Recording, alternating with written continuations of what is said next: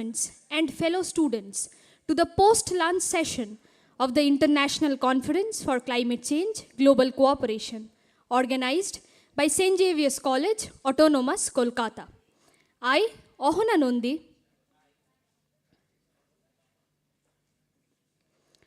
Earth provides enough to satisfy every man's needs, but not every man's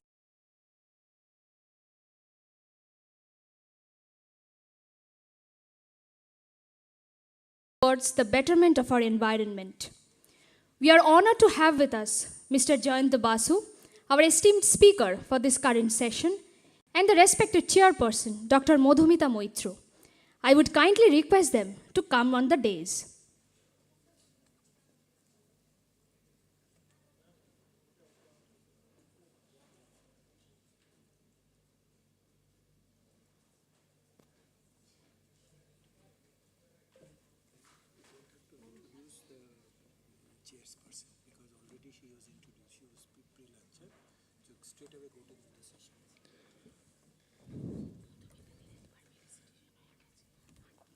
Now I would kindly request the session chair, Dr. Madhumita Moitro, to kindly introduce the speaker, Mr. Jayanta Basu.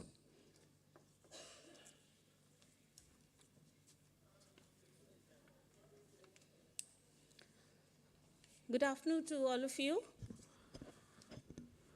It's a great privilege for me to introduce Mr. Jayanta Basu. Mr. Basu is a specialized environment and climate correspondent and columnist associated with The Telegraph, ABP Private Limited. He is specialized environment and climate correspondent and columnist.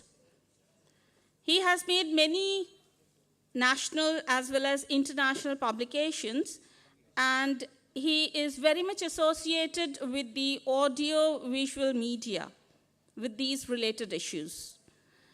Apart from covering climate change issues nationally and internationally, he is a regular, he is regularly attending the international climate change meetings since 2009 onwards. Mr. Basu has led successfully a number of landmark environmental campaigns for the Telegraph also.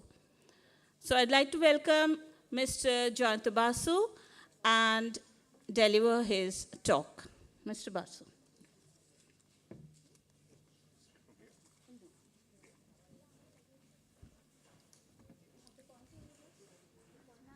Ma'am, I would kindly request you to felicitate our respected speaker.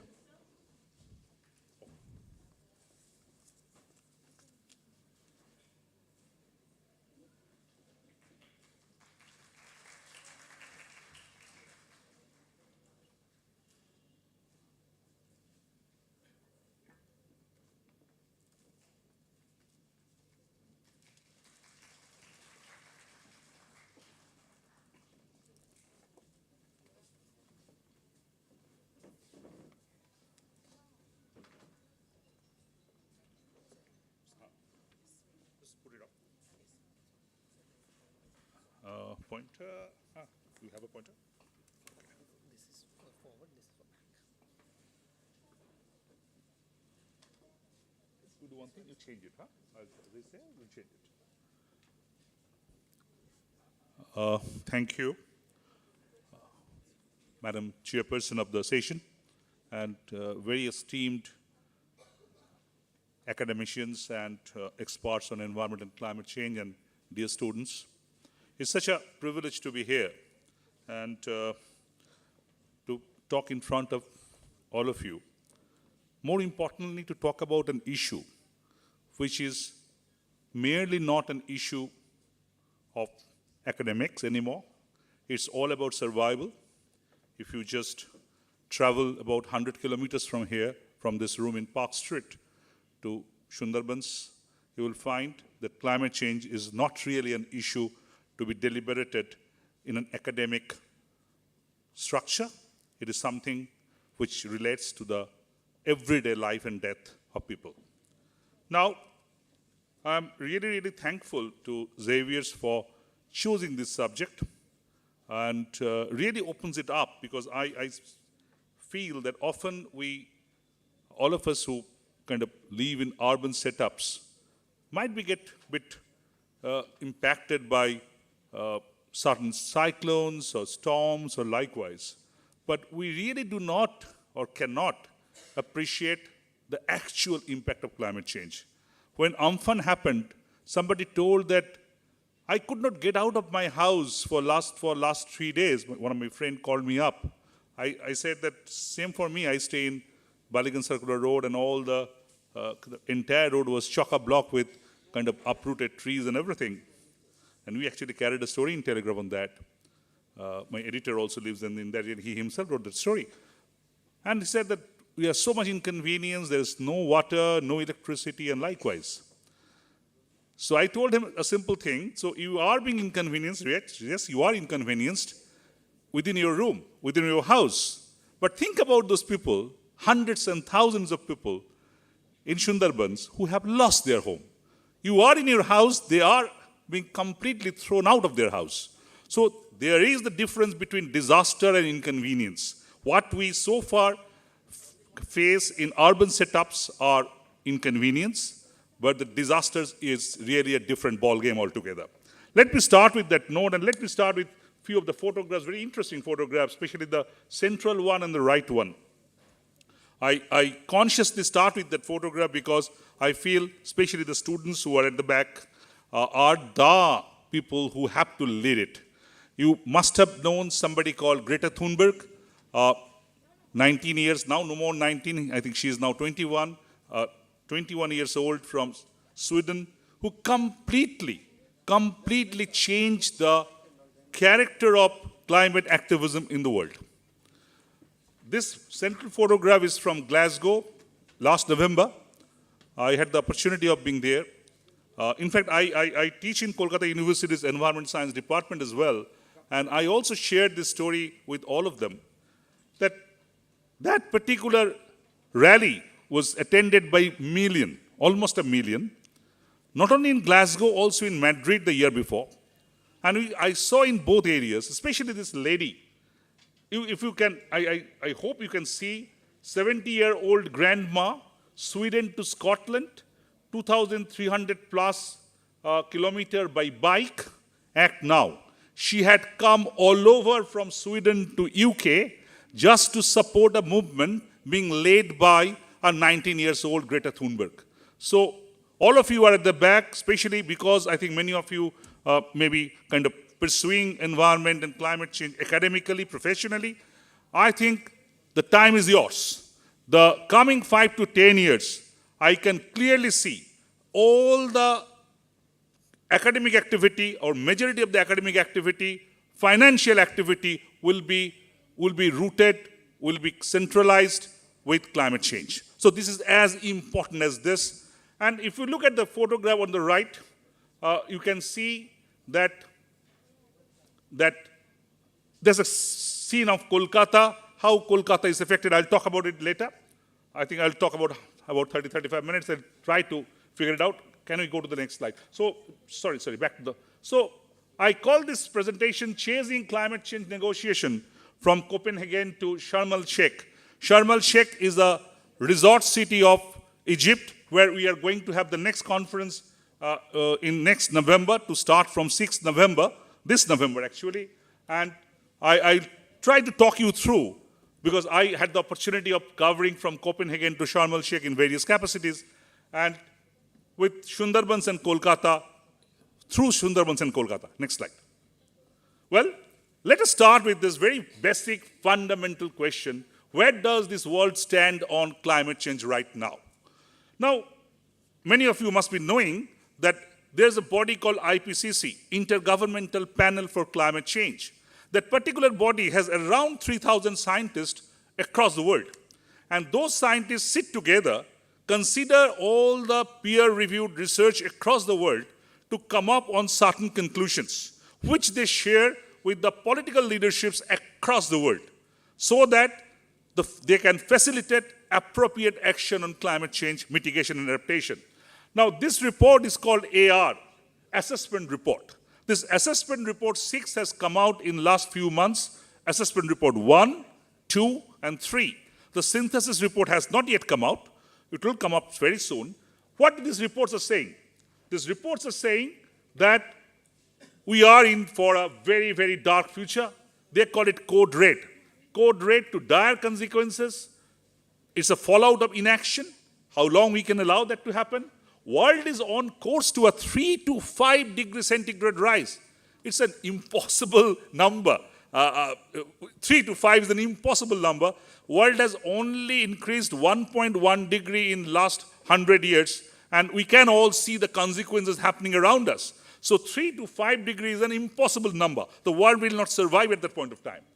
And 1.5 degree Paris Agreement, the Paris Agreement in 2050, and watershed movement, a watershed moment in global climate negotiation and politics. It was agreed upon by 200 kind of countries that they want to limit the temperature rise within 1.5 degree. That is not going to happen. Let me be very clear on that. That is not, even the best of actions throughout the world cannot, I repeat, cannot keep the temperature rise with 1.2. It will be all likely, best of the efforts will put it somewhere in between 1.5 to 2. That is the best possible result we can achieve. Now, as I said, it's likely to be breached. Large part of population will be under severe distress. There is climate migration. There is displacement. You go to, as I keep on repeating on Sundarbone, because that's an area being hugely impacted. I am so attached to that area, being frequently going there. And 7 out of 10 families, people are going out of Sundarbone in search of livelihood, in search of living. And carbon dioxide, the greenhouse gas, the major greenhouse gas, after a lull, again it's now during the COVID time and all, activities were less, it kind of went down a bit, but now it's again going up. So that's another bad news. And the real bad news is, to counter this globally, you need finance. Without money, nothing is going to happen. And there is virtually no finance still, not a significant amount that we need. Next slide, please.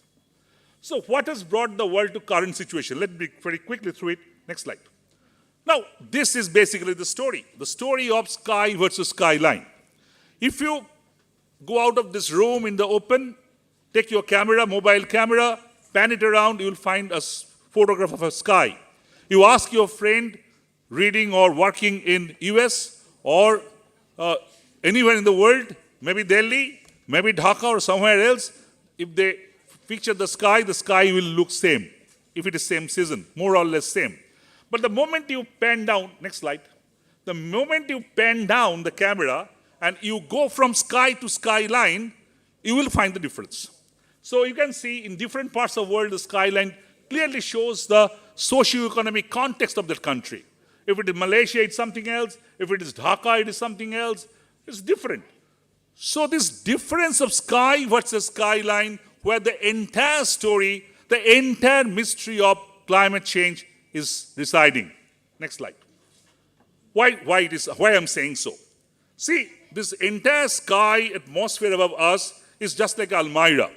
It's a space of 3,000 gigaton where you can keep all your emission. That is the best you can do. This space doesn't grow. This is a fixed space, and you are putting gases into it. And when you are doing it, you are supposed to do that in an equitable manner.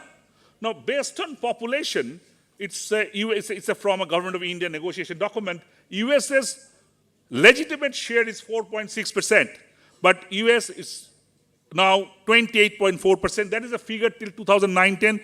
The latest figure we will have very shortly. So what clearly it shows that India legitimate is 17.4, we are getting 2.6. It clearly shows that some of the developed countries across the world, they are hijacking our space. They are hijacking our sky. Because they are hijacking our space, we have no space to put up our own emission. And that is creating the difference. That's where the skyline getting different. So when the next time somebody from developed country will come and say, we are going to help you, tell him back, no, you are not going to help you. You are only filling up your obligation. It's an obligation of the developed countries to help the developing and underdeveloped countries, because they are the countries who are responsible for the current situation. Next slide. So likewise, next slide. Now, how threatening is the current situation? Next slide. As I already said, AR6 reports, there are various reports. WMO, World Meteorological Organization report, Production Gap report, German Watch report. There are a series of reports which are clearly showing, I reiterate, 3 to 5 degree rise with extreme events like huge rainfall increasing rapidly as well as sea level rise. So if we look at climate change, there are two kinds of impact. One is called a long-term impact, like sea level rise, erosion, likewise. And one is that impact, immediate impact. A cyclone coming and hitting you right now. That's an instant impact. So both are on the rise. And West Bengal, with Himalayas on one side and Bay of Bengal in other, is one of the most vulnerable part of India, and India being one of the most vulnerable part of the world. So clearly you can guess how vulnerable we all are. Next slide. Now, finance is a major issue out there. Very quickly, the economic cost of climate impact in India are already immense. There's nothing, two ways about it. In 2020, a single event, I mentioned it because we all experienced that. You all experienced perhaps. Cyclone Amphan. It affected 13 million people and 13 billion US dollar was being affected. So you can jolly well understand the impact of climate change on the economy. It's no more, as I said, science or academics or something very technical. It's all about livelihood. And as I said, it is going to cost more and the agriculture will decline. There are so many affected. The poverty rate will grow due to climate change. Next slide. Now, this is a very interesting data. This is the data from German Watch. German Watch is an organization which calculates both the climate-related mortality as well as financial issue. I'm not going to details of it. It's a bit technical. Just mentioning that India's position from 1999 to 2018 was third in both in terms of fatality, climate fatality, and also in terms of financial loss. And when you are seeing only 2018, it's become even worse. So India is not really well placed. That's very clear from this data. Next slide. And we can see that. You don't need a rocket scientist to say the climate change is happening. You know what's happening in Kerala, what's happening in Uttarakhand, Kashmir, Chennai, Mumbai, and Kolkata. We already had Amphan, might be more in the offering. Next slide. Now, what are the politicians? Very important question because a journalist can write, and academicians can research. End of the day, politicians are the people who are supposed to take the call. They are the decision makers. So we need to know what these guys are doing. So if you put it very kind of sharply, Kyoto, when this whole process starts, actually the ball sets rolling, and the first agreement, the first legal agreement on climate change was born in Kyoto. It was all hunky-dory. But the developed countries understood later that it is not easy to cut emission. That is going to impact their so-called developmental pattern. So Copenhagen to Cancun to Durban to Doha to all of them, till Glasgow, politics has owned over the people need. People need has been compromised one after another conference. And I had the opportunity or the missed opportunity seeing this happening in front of my eyes. I saw in Copenhagen how 18 hours long meeting was held. I saw in Madrid how 35 hours long meeting was held. So series after series, one after another conference, this is happening. The politicians are compromising the need, the requirement of the people. Next slide. Just click it. So, UNFCCC, United Nations Framework Convention of Climate Change, when it was formed, there are one particular, I just would like to see one point, no more. Common but differentiated responsibility. It's a very important word. All the countries in the world have the responsibility to cut the emission and stop the climate change to an extent possible. But it's differentiated. Bangladesh is not expected to do what India does. India is not expected to do what US does. So it's a differentiated responsibility. Scale is different, but it's a common responsibility. Next slide. And you can see the series of negotiation. Next slide. It's going on and on, nothing new. You need a 2 hours window perhaps to talk at length about it, maybe a smaller group. But very quickly, Copenhagen. I really would like to flag on in the next 20-25 minutes some of the main points. Copenhagen. Copenhagen was a watershed moment also. I had the opportunity, as I said, to first kind of go and report and cover the climate change conference was in Copenhagen. It was built to be a big affair because the then US President Barack Obama was coming, Indian Prime Minister was coming, the Chinese Premier was coming. So it was all agog with the global leaders. And when we reached Copenhagen and we took the metro to go to the hotel, I saw all over they have changed the name of the city from Copenhagen to Copenhagen. So they are all hoping that all these leaders are coming, assembling here, we'll have good lunch and dinner, and we'll come out of the solution to save the world. But that was not to be. The developed countries tried to stitch an agreement bypassing the interest of the developing and underdeveloped countries, and they did not accept. And that was really something to cherish all of my life. I was there in that fateful night when 18 hours long meeting was held, and I can still remember that when US was saying, we are going to give you $100 billion, and unfortunately India sided with the developed countries. That was a different political ballgame. That was a different thing. But what happened? And the big countries thought they will steamroll it. I can still see in my eyes, just like that. They said, see, this is the agreement we have formed. We are giving Xerox copies to all of you. Go through it for 5 minutes and sign it. That was the kind of body language of the developed countries. And I still remember one of the countries, perhaps Grenada, got up and saying that you guys, or somebody from Barbados, got up and said, you guys are trying to bribe us. Fine, we are happy to take the bribes. No issue on that. But just let me know in which bank I should keep that amount because all of my banks are drowning. And that started the ball rolling. Country after country, smaller countries stood up and completely backlashed US, Australia, even India. And Copenhagen Agreement famously failed. And UN said, yes, it has failed and we couldn't reach to an agreement. So almost it came to a breaking point. The developing country and the developed country almost at a breaking point. But that was revived in Cancun, simply because both the groups understood that they cannot go alone. The developed countries needing the developing countries, underdeveloped countries, and they also need the developed countries. So finer senses prevailed, and in Cancun, hope comes back with a question mark. You can see that beautiful photograph. Cancun is a lovely city. It's a resort city with all the hotels around, and I saw from my window, from my hotel, on the sea beach, that particular photograph. Hope with a question mark. And that's so well fitted with the whole Cancun thing. And then one after one, Durban, another emission regime, Doha, it went on, and still remember in Doha, very interesting, that I really would reiterate. In Doha, what happened, just one day after Doha conference started, Philippines was affected with a huge disaster.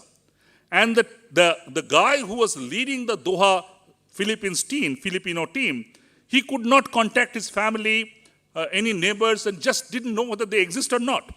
So that guy in a global press conference was crying uncontrollably and saying, I have no clue that whether my country survives, whether my wife survives, my children survives, my parents survives.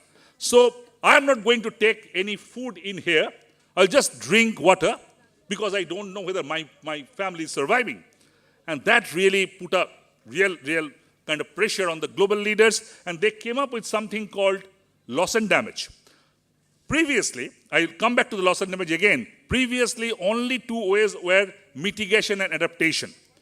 Means both mitigation and adaptation are the future things. But what about the people who have already been infected? Who is going to fit their bill? So a new concept was born in Doha. It's called loss and damage. But developed countries never wanted it to be a proper instrument because they always thought it will open up the Pandora's box. Once the liability comes into the picture, then you never know where it will end up. Next slide. So Paris, and another, I think the most important conference of recent, because Paris is the place in 2015 where all the countries globally, first time ever, agreed that yes, we will all cut emission, but to a different level. All the countries were requested to come up with their voluntary commitment. They call it INDC, Intended National Commitment Goal. And those were converted to National Development or Reduction Goal. And they said below 2 degrees centigrade, zero carbon economy, and so on and so forth. Next slide. But Paris also had to make a lot of compromises. It's not that Paris was a very strong agreement. The positive thing about Paris, there was an agreement. Everybody agreed to a point, but it was not a very strong agreement. So there are key actions were left for future. Developed countries not really accepted things. The text weakens the obligation of developed countries, negates the historical responsibility. There's so many things, and compensation and liability being taken off from the loss and damage. Next slide. So next is Madrid. Madrid, I just kind of referring my own article out in Telegraph. The longest global climate change talks closed early on Monday after nearly 48 hours of extra talk. 48 hours, 2 extra days. But left analysts and even the UN secretary disappointed by their poor progress and promises for more talks. Good enough, you don't need anything more to know. So Madrid was not also the way it was expected to be. Next slide. Now, from there, then COVID happened. After this Madrid was in 2019 November. 2020 March, the world stopped. We all could see what's happening. We were all being struck up in a room. New words are coming up. Quarantine. World has never heard that word in that context. And what it happened? As it happened, the world economy almost stalled, came to its knees, and climate action also went back into the back burner. So 1 year there was no conference, and then Paris happened, then Glasgow happens. Next slide, let's quickly. What happened in Glasgow? Glasgow, a global compromise. People understood that if COVID is a trailer, picture abhi baki hai. Climate change is the picture. COVID is just a trailer. One virus brought us to the knees. And if the climate change starts playing, the world will not be there. So it has been understood. So global compromise, net zero concept came. UK, USA, India, China, they all announced their net zero target. What is net zero? Net zero means the net emission will be zero or near zero. India said 2070 is our target. UK and USA said 2050. China said 2060. But that's far away targets. World has to survive 2025. World has to survive 2030. What is going to happen in 2070? Who is bothered about that? But the politicians play that game. They fix the target famously. That came in the paper. We all wrote about it. So loss and damage. But the good thing is, in the Glasgow Pact, there are 97 points. Within that 97 points, one particular chapter was provided to loss and damage. This is the first time that loss and damage got a different mention in the global agreement. Previously, it was being tagged with the adaptation, not really having the teeth.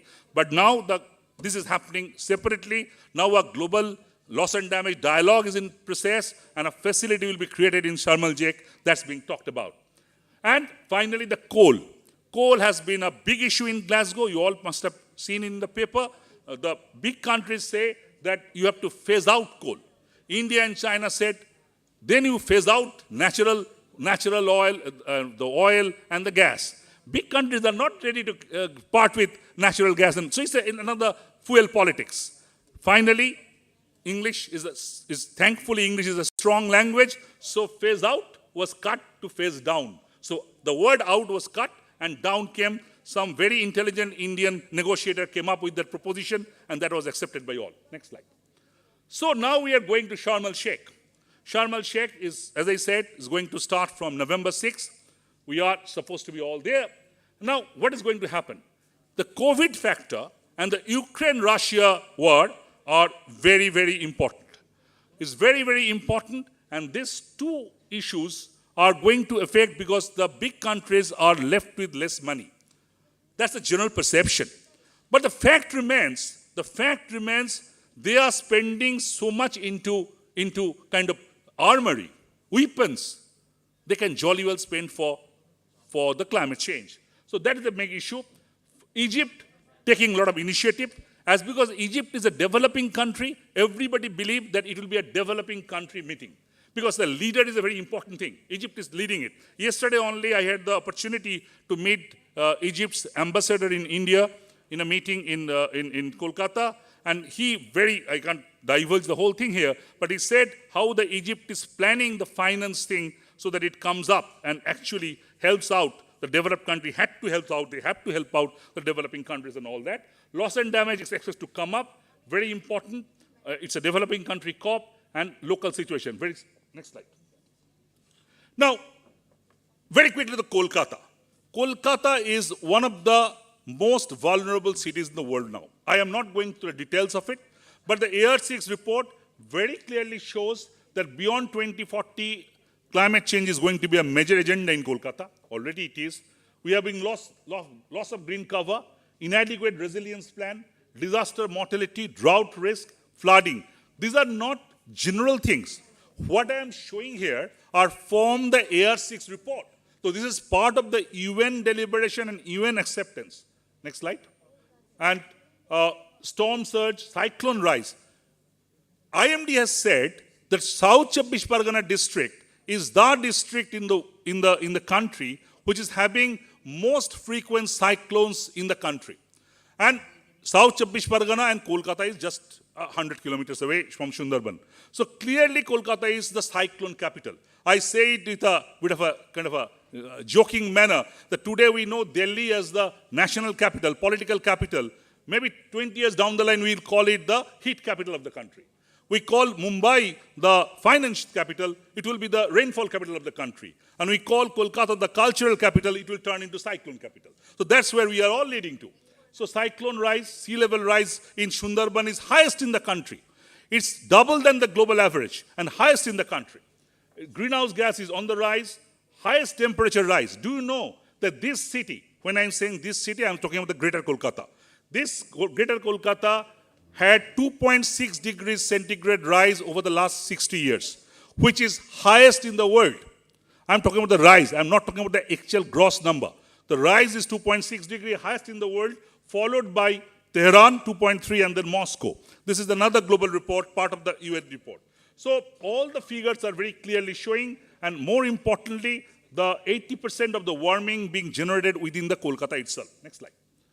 So highly vulnerable, but there are good news as well. We can see with West Bengal's, Kolkata's mayor and urban development minister. You can see Bangladesh Deputy High Commissioner out there.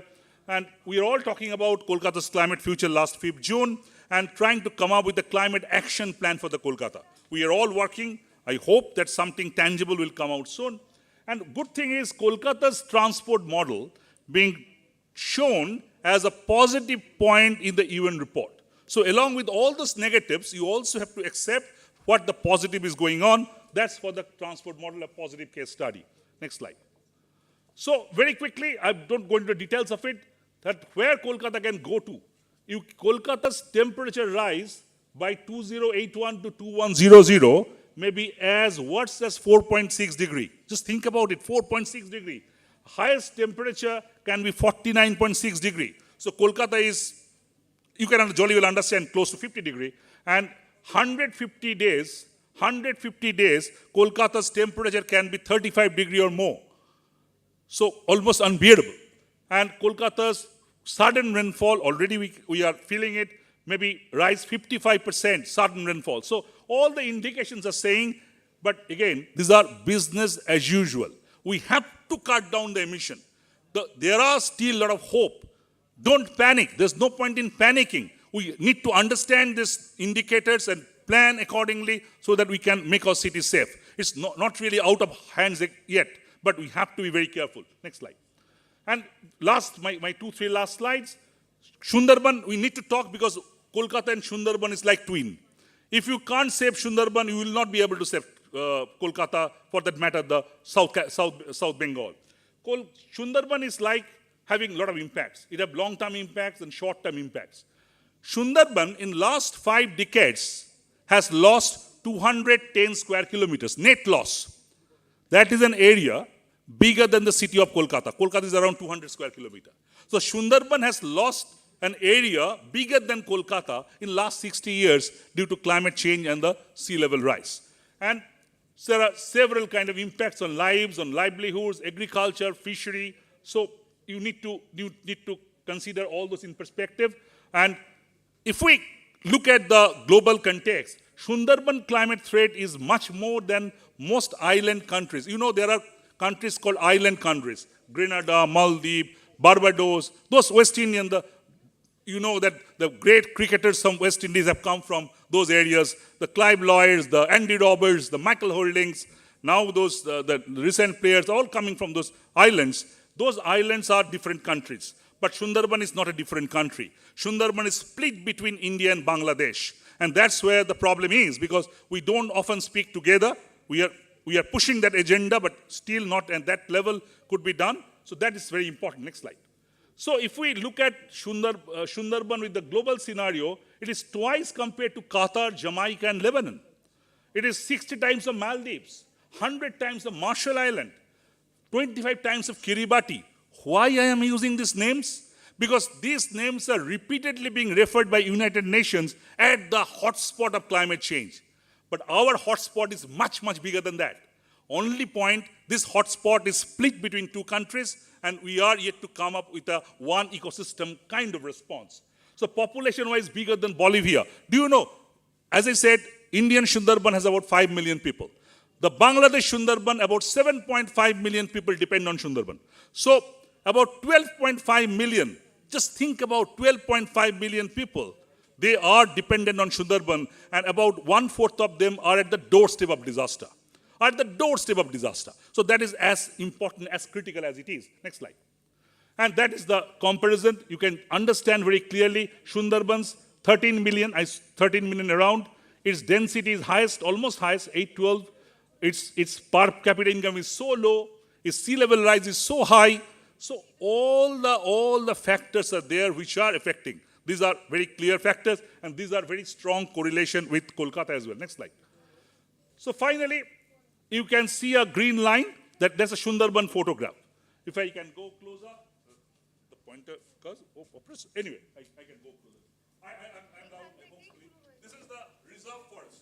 This is the reserve forest. The deep green area is the reserve forest. And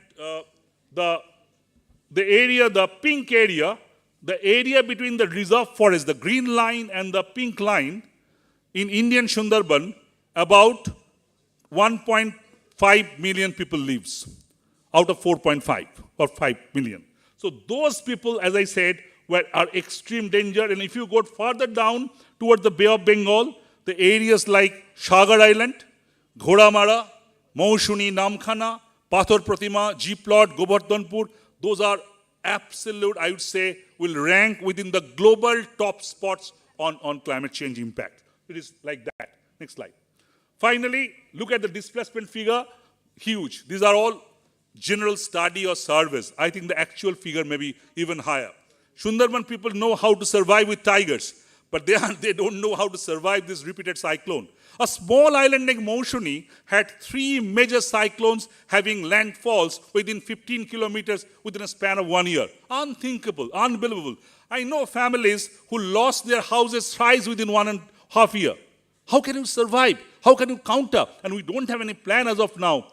As I was talking to somebody from a World Bank's kind of meeting was going on, was calling me. I couldn't take the call because they are having a meeting with the government of West Bengal and trying to figure out what can be done.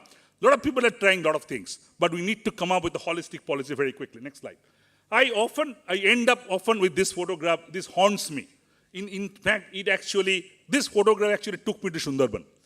It was just after Ayala happened, sometime after Ayala happened. This is a small village called Shonaga in the Bali Island within the Goshaba block. And this is the time, perhaps all of you know, that Sundarbone has a high tide and a low tide. Half of the day, the Sundarbone is under high tide and half low tide. This is during low tide. There's a small girl, because during Ayala, the embankment was beyond that hutment. You can see the remnant of the embankment. What happened? Ayala completely washed out the embankment, and they didn't have the money. Not only this family, there are about 20, 30 of them. They don't have the money. They didn't have the money to build up new houses within the embankment, the new embankment. So they stayed put outside the embankment, almost literally at the lap of river. And whenever there is high tide happening, almost 50 to 60% of the house are going underwater. And this little girl has to actually swim from her house to the road. This is good that this is when I took the photograph, this is a low tide and she could actually come walking. So I just thought, this is a scenario hardly 100 kilometers from where I stay and about a 3-hour drive. It's a different world. It's not the world I know. So we have responsibility. All of us have responsibility. Sundarbone, if doesn't survive, we are not going to survive. So we need to ensure that these people survive. So to ensure that, then the whole process in 2009, I brought the Bangladesh minister and the Indian minister to Kolkata. Few of us organized meeting and the process is going on. That's a long drawn process still being going on. We hope to something come out tangibly. But this is a photograph which keeps on haunting me. And I go back and back and back to this island and now all of this washed out. This is an old photograph, but if you go now, you can't find anything. They're all being washed out. Nobody knows where they have ended up. Next slide. So that's the final slide of mine. I keep on saying it. This is one of my Bengali op-ed in Anandabajar. Sundarbone Bidhosto Kolkata Chup. When Kolkata thinks about Sundarbone, when Kolkata gets inconvenienced, when Ayla happened, when Amphan happened, when Kolkata understood that we are also facing trouble, so all of us taking our relief materials in the weekend, go to Sundarbone. That's very important because those relief materials ensure their survival to a certain extent. But when Bulbul happened, when the Bulbul went across Sundarbone from west to east, completely devastated the Sundarbone. But nothing happened in Kolkata. There was no news in our paper. I had to go all over to Sundarbone to write something, but generally there was no news and no concern in the Kolkata. So Kolkata only gets concerned when it gets affected. Then it's concern for the Sundarbone comes. So I tried to harp on that point. And we also have to keep in mind, Juddha Kolkata. So Kolkata is not going to survive if Sundarbone goes away. So the war, as because globally climate change are going to hit the cities. Cities are the hotbed of climate change right now, as I showed you in the Kolkata context. So not only Kolkata, Mumbai, Delhi, Dhaka, Shanghai, all cities are going to be the hotbed of climate war. So we all have to be part of the war. We all need to fight that war. This is not a war to fight with camera, machine gun or like that. It's a war to be fight with the proper planning. The point is, are we ready with that plan? We may not be, but we should start the ball rolling. I think I really have a lot of hope for this new generation. As I said, the Greta Thunberg has opened up eyes of all of us, and I really, really hope that those of you who will be coming to the profession will ensure that something more sustainable way of living and sustaining survival will be talked about. Thank you. Thank you for your time. Any question or something? A very nice lecture where we come to know all the agreements and so many informations regarding the climate changes and especially the agreements that are being carried out in the global earth. I mean, why they are failing, what are the flaws, what are the limitations. So, very nice talk. The session is open for all. I invite the questions from you.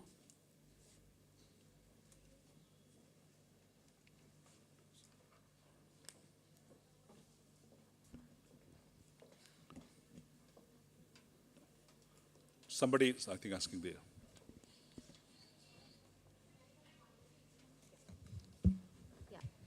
Thank you, sir. Thank you for your presentation. I just want to know, like that, apart from the initiatives taken by the government, what is the role of the NGOs in Sundarbone with regard to the protection of environment and also the lives of the people? Thank you. Right. See, NGOs are playing a very important role. When I am saying Sundarbone, I'm talking about Indian Sundarbone. I'm not talking about Bangladesh Sundarbone. That's even more important. Almost 300 NGOs work in Sundarbone area. Not all of them very active, very functional, but must be about 50 NGOs across 19 blocks and 1,060 villages are working. But the point is, Sundarbone is too complicated an area. It's not Bardhaman or Jalpaiguri or like that. It's a difficult terrain. So unless government comes into the picture and kind of plays a key role, only NGOs cannot do. Also, it's a fact, only government cannot do. So Sundarbone is a case where NGOs, academicians, government all have to work together to do whatever is to be required. So it's government, I don't see this logic of government versus or something. I should say government plus NGOs plus everybody has to work.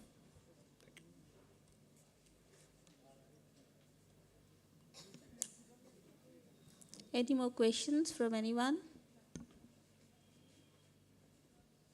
I think there is no more question. Thank you, Mr. Jayanta Basu, for all the things, all the informations that he has provided to us. So the take-home message for all of us sitting over here is, if you want to protect yourself, if you want to protect Kolkata, you have to protect your hotspot, that is Sundarbone. Thank you.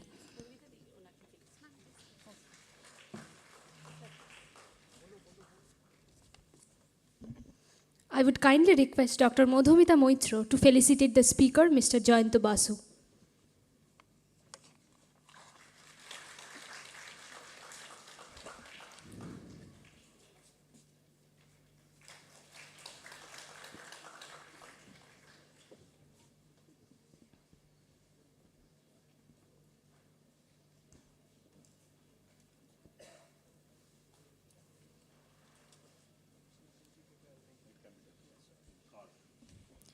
We have arrived at the conclusion of this session, and taking in all the valued learnings, we are immensely grateful to the respected speaker of this session, Mr. Jayanta Basu, for providing us with his scholarly insights. We would also like to take this opportunity to thank the session chair, Dr. Madhumita Moitra, for sparing her valuable time to conduct this session with efficiency and perfection.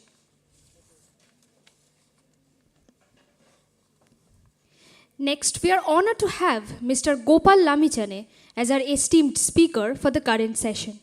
It is also our honor to introduce the chairperson for this session, Dr. Mahashweta Mitra Ghosh. I would kindly request them to come to the dais.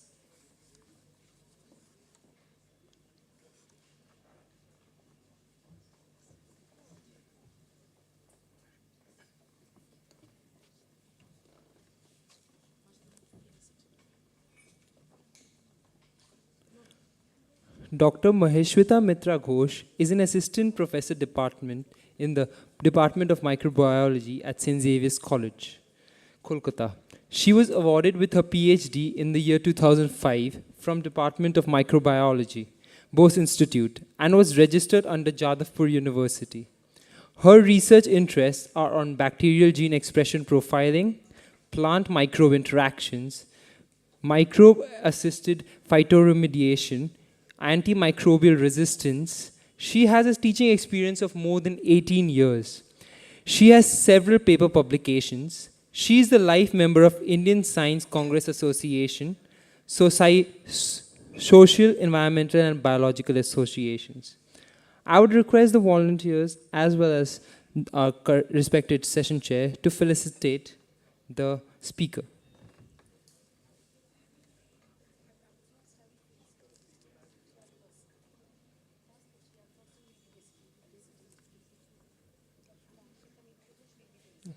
First, we would like to felicitate our respected session chair.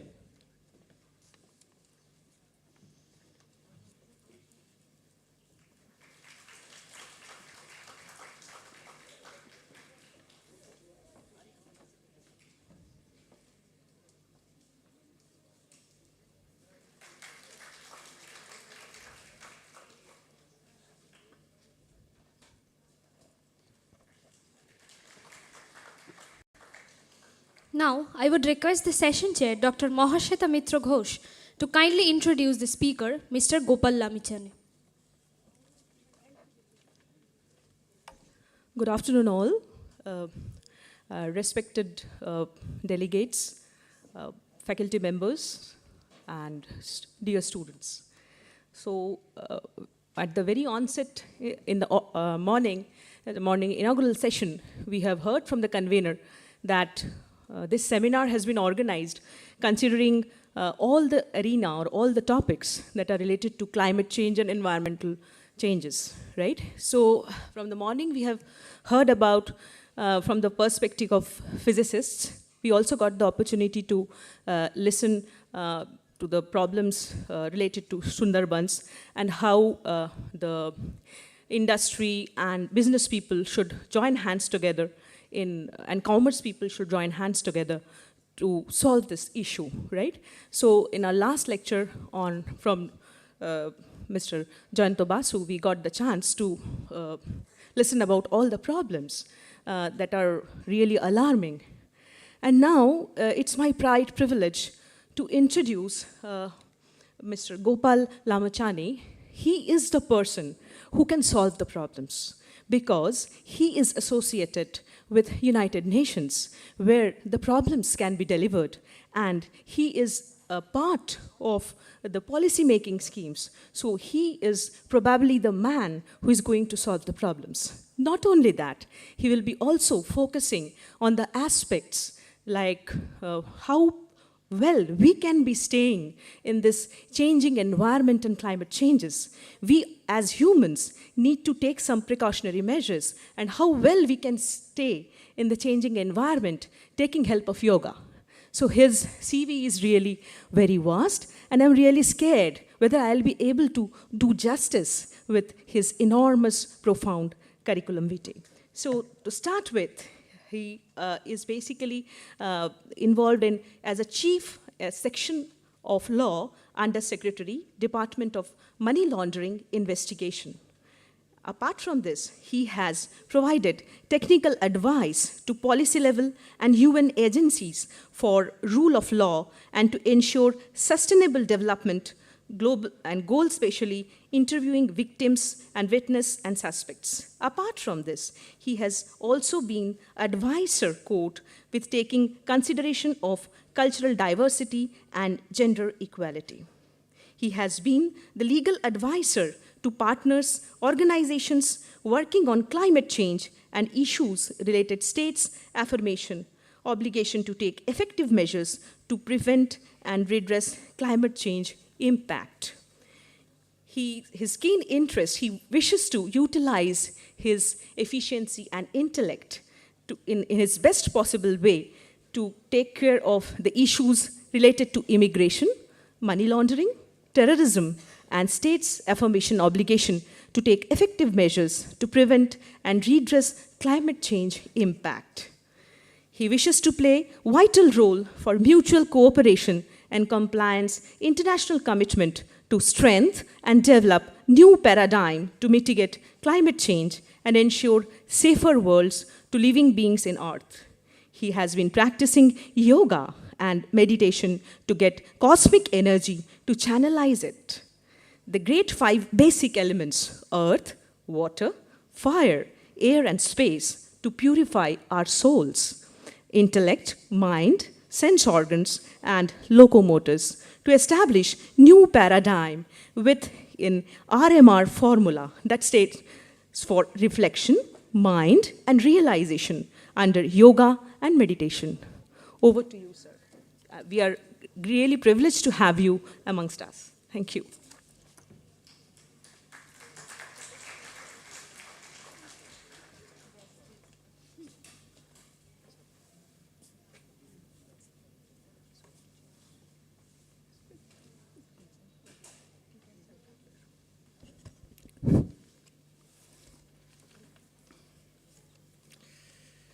Thank you, Dr.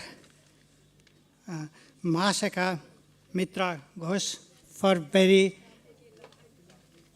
important this conference. And it is very nice time to be here, introduce me from Dr. Mitra.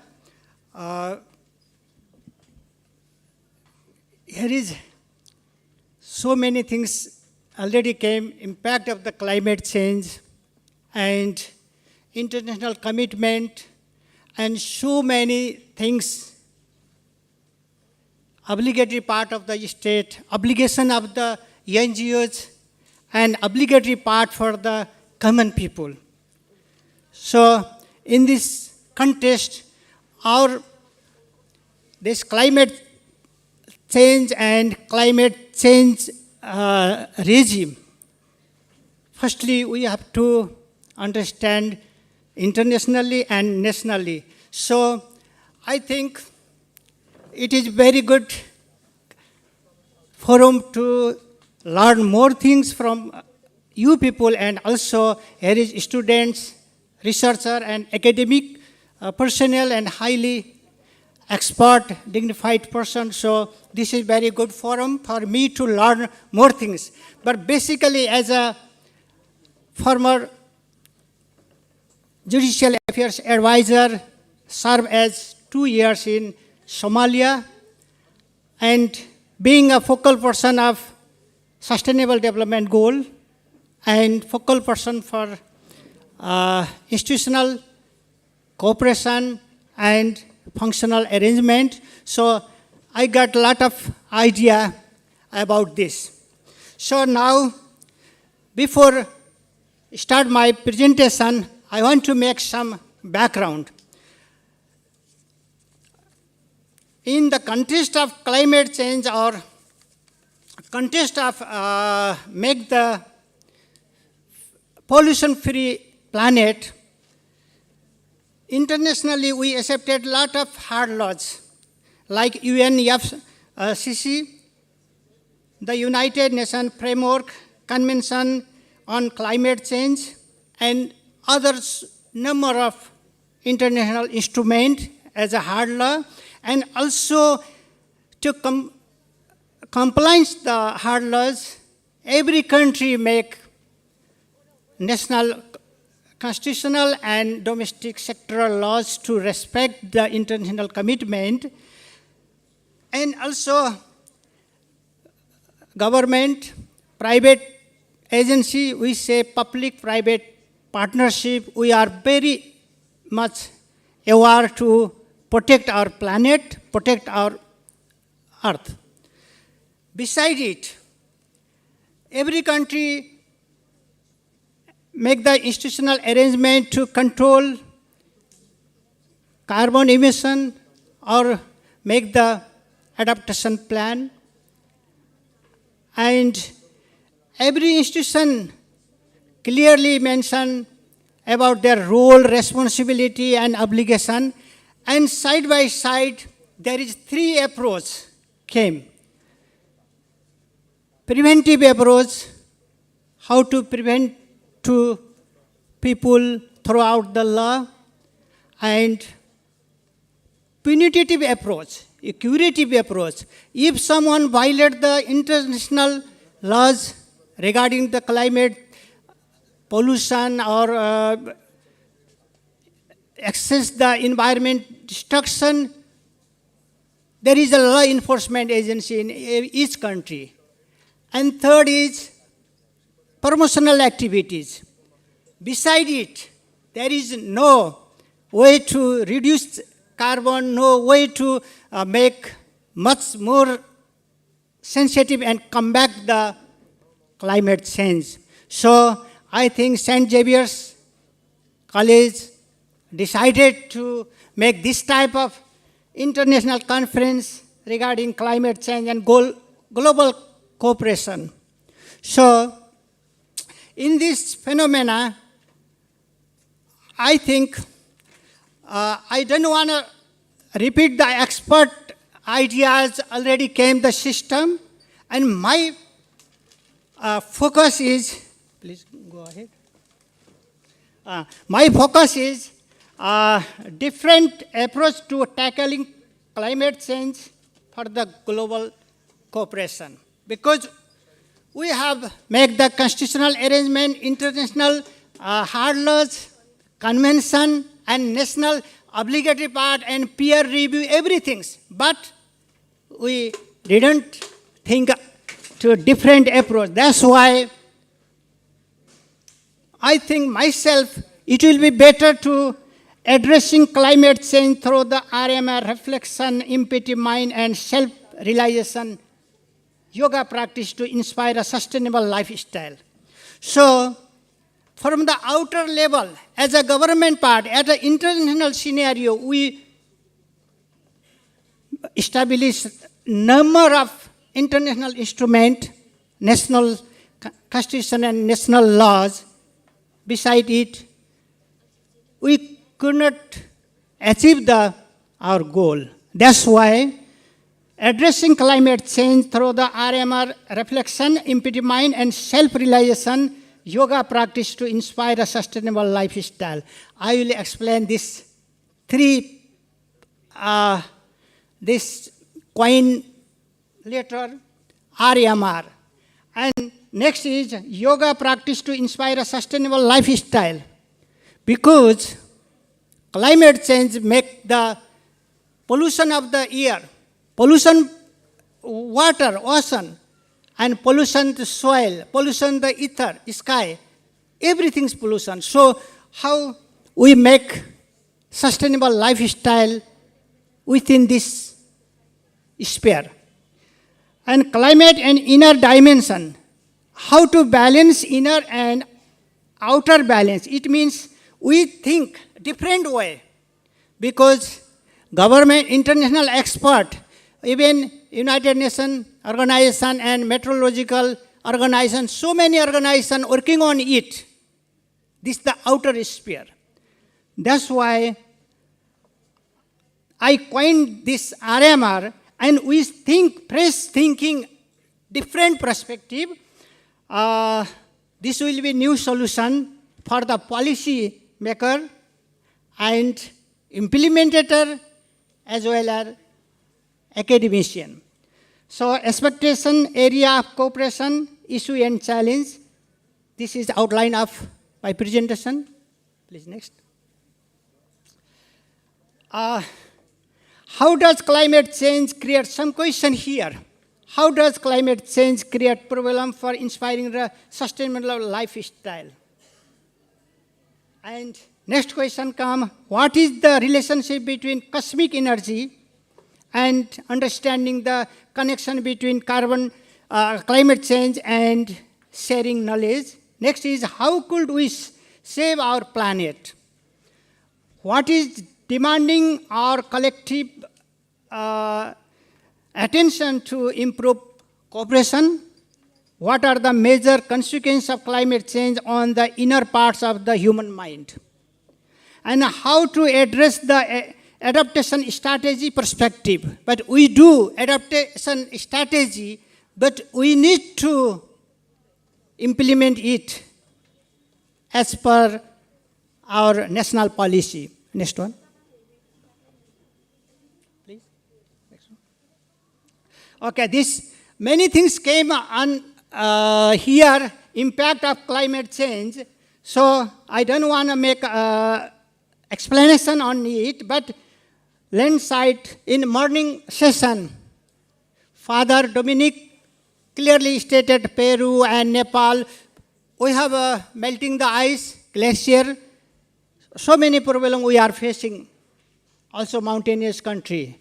So the such type of heat waves, cold waves make the neurological problem for the mankind, and snow melting and fire.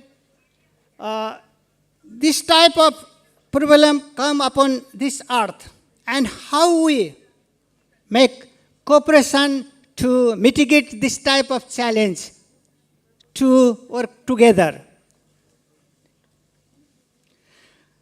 Earth system already came in presentation, just like atmospheric, all air also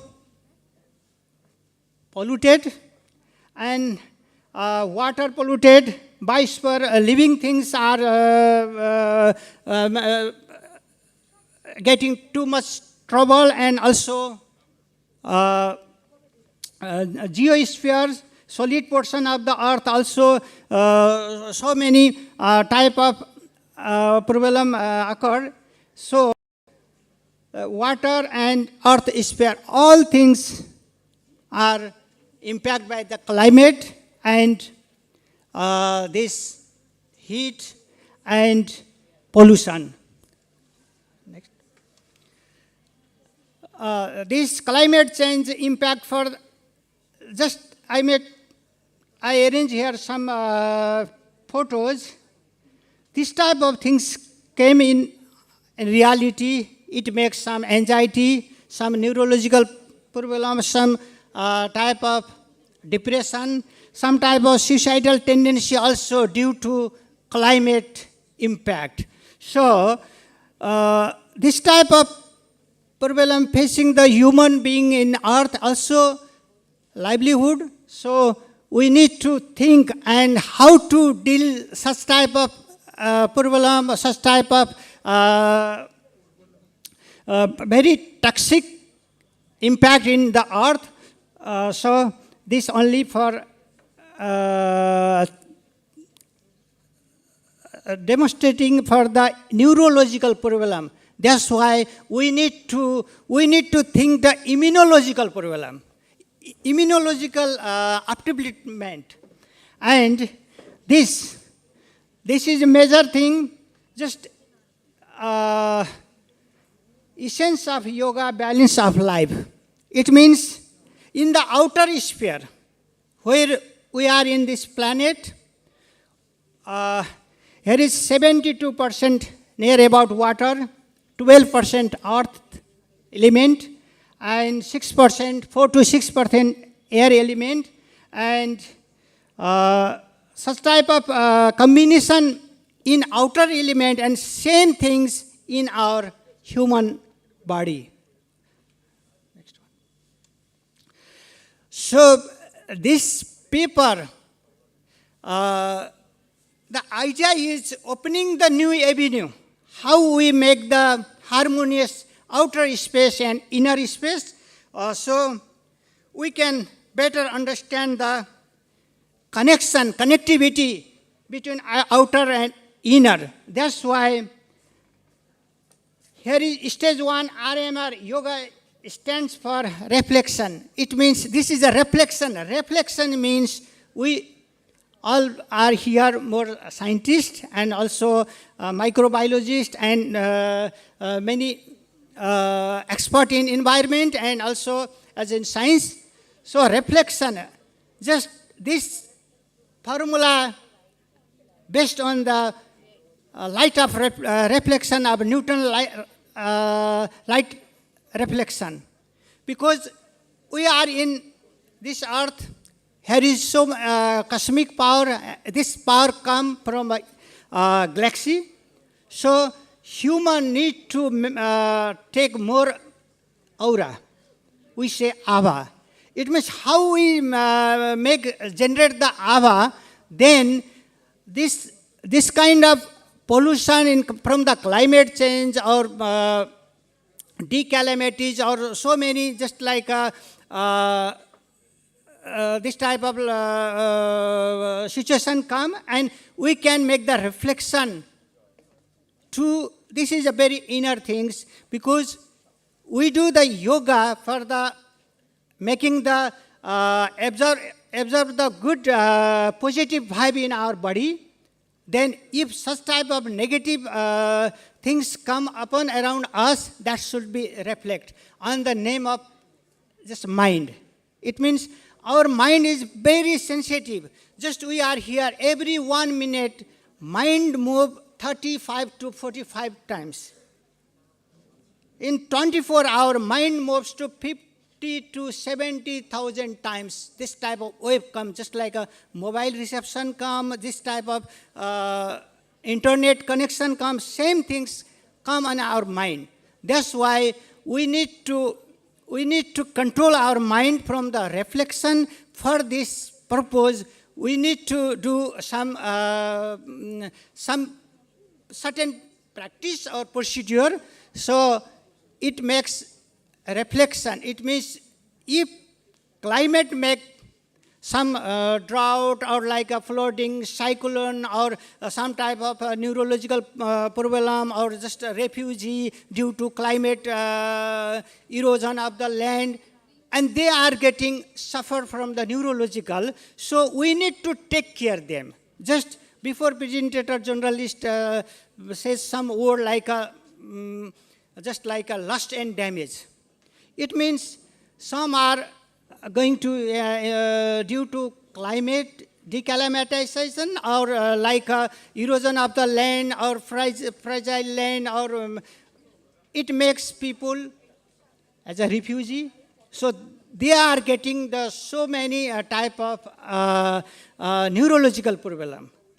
Anxiety, depression, trauma, respiratory tract infection, or cardiological problem. Such type of things come, just like a COVID came around the human being. This is a kind of problem in within our planet. So if we develop reflection, then we can reflect the this type of negative wave from our body for making that such type of energy in our body. We need to do some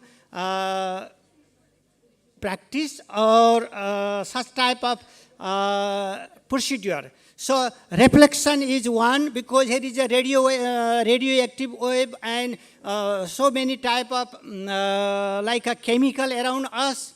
So we should, as a human being, we should take positive things, and we discard or we regret negative energy throughout body. One is reflection. It depends on the light of reflection. So yoga stands for reflection one. Second is empty mind. This is very difficult to understand, because I am speaking inner, our inner soul, mind, intellect. So how we make the healthy people or healthy lifestyle. That's why this is empty mind, means our mind is moving around.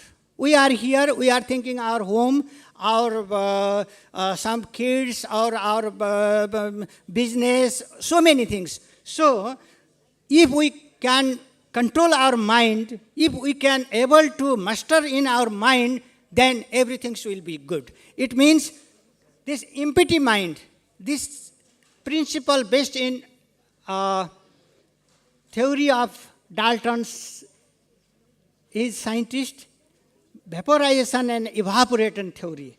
If we can do such type of empty mind exercise, then heat come on our body, and at that point, our mind will be go to a zero level. It means nothing pain from the past, and nothing for the ambition of the future. It means we can stay in present, and present time, what type of circumstance we have, maybe polluted air, maybe such type of neurological problem for the climate change. And we are thinking on that, and we can address. So for this, we can do just, we are rich for the spiritual aspect in India. In morning session, really I am too much happy to hear just one, our student explain about some words for Gita, some words from one student from the Bible and Quran. Because we are a messenger of the peace, but we have to think in different aspect how we can survive, and how we do good earth, and how we give to this earth for the new generation.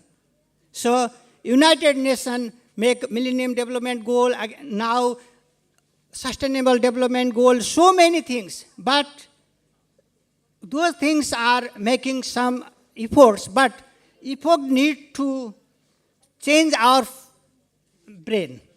It means our mind and our soul. If our soul too much conscious to do these things, and we can control, and we can grab the issue. That's why empty mind is very important. For this, we can do Bastrika Pranayam, Kapalbhati Pranayam, Nauli Pranayam, and Anulam Vilom, and Brahmari, such type of things. It make really too much peace in our mind. If mind peace, mind make pleasure, and our thinking is very good, and we can do the collective effort for each and every aspect of the life. This empty mind depends on the vaporization and evaporate theory of Dalton, just like a water on some pot. If make the heat, water change their original nature to vapor.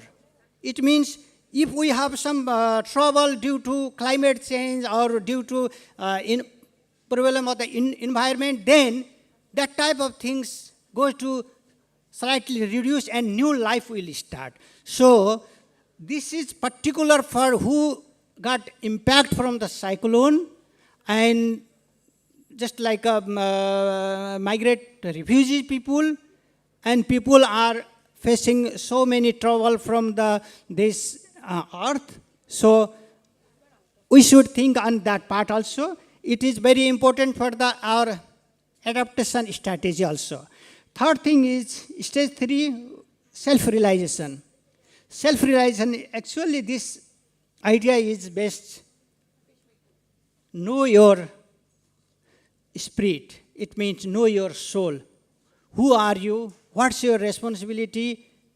If each one person, every person know their responsibility, that will be very convenient to everyone. It means people know this type of wastage don't put in road, street. Every people, if know these things, they can use the recycling bin, or they can make the wastage in separate form in plastic or whatever. But we need to change their soul. It means this is the realization. It means self-realization.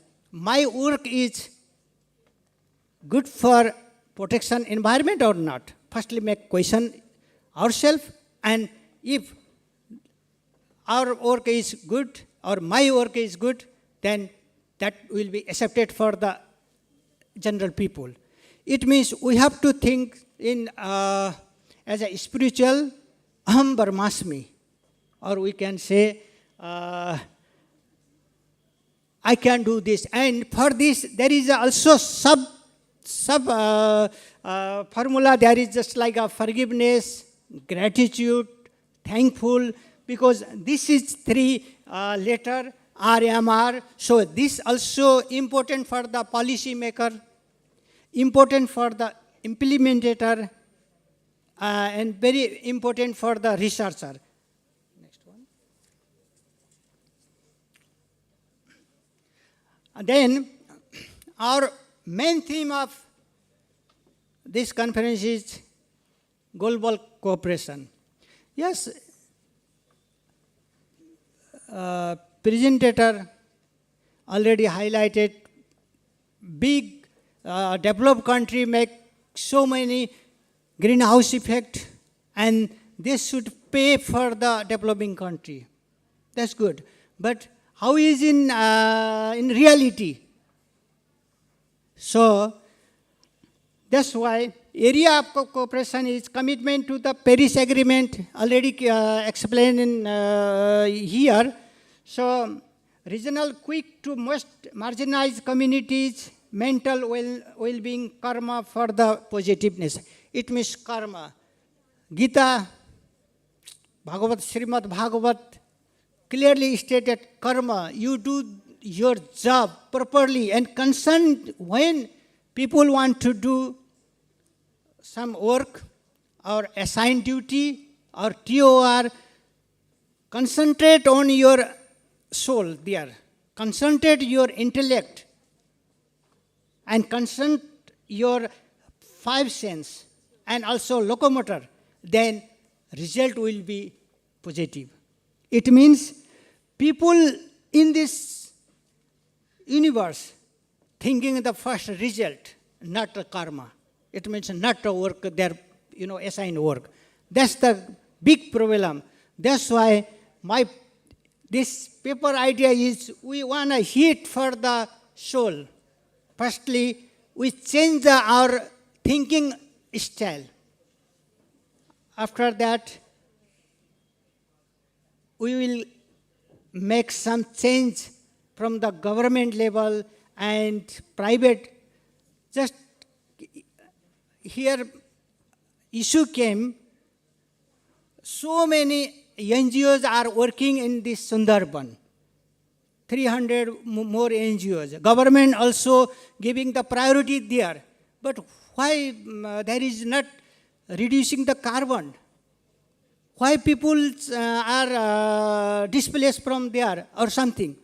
It means we need to change the soul of the people. We need to change the thinking of the people. For that, we need to take our good inspiration to change our respiration, like we make the change our respiration and change our food style, change our habit, and make the cultural.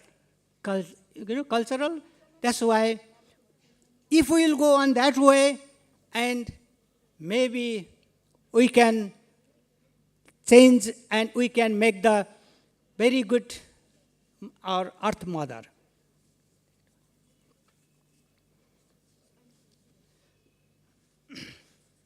The practice of yoga teaches us 3 P's. It means this is 3 P's means philosophy of yoga means sensitivity. The idea of this came from there is 3 approaches I already mentioned. One is preventive approach, second is punitive approach, third is promotive approach. Promotional activities, we can make the sensitization. This is one sensitization. It means especially for the researcher, or research scholar can think about make the sensitization awareness. This is ongoing process. So one is sensitization, second is sustainable development goal, responsible production and consumers. This is one. And next is practice of yoga, and next is to self-healing and make self-well-being. This is quite different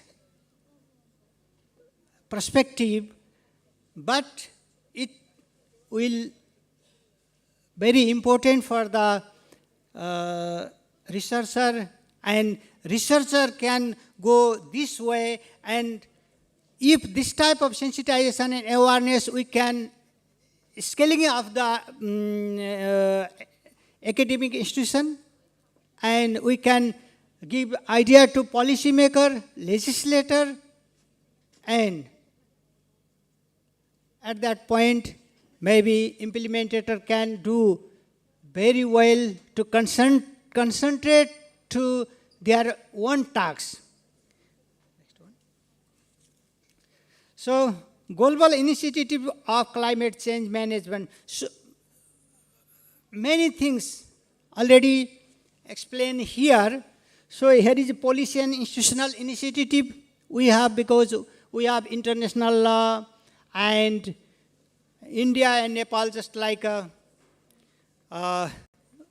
international acceptance law, we need to domestication throughout the parliament, and that will be go as a national obligation. So we do a lot of policies and institutional and functional mechanism.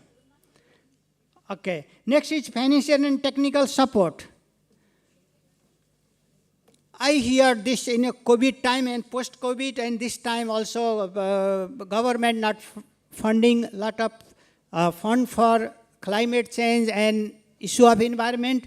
Yes, this is global phenomena, also crisis for the finance. So my idea is financial and technical support we can do public-private partnership, and we make the awareness, sensitize the private agency, and government makes some support, and private institution do remain work. Third is research and technology development. This research and technology development is very important issue in this climate change aspect.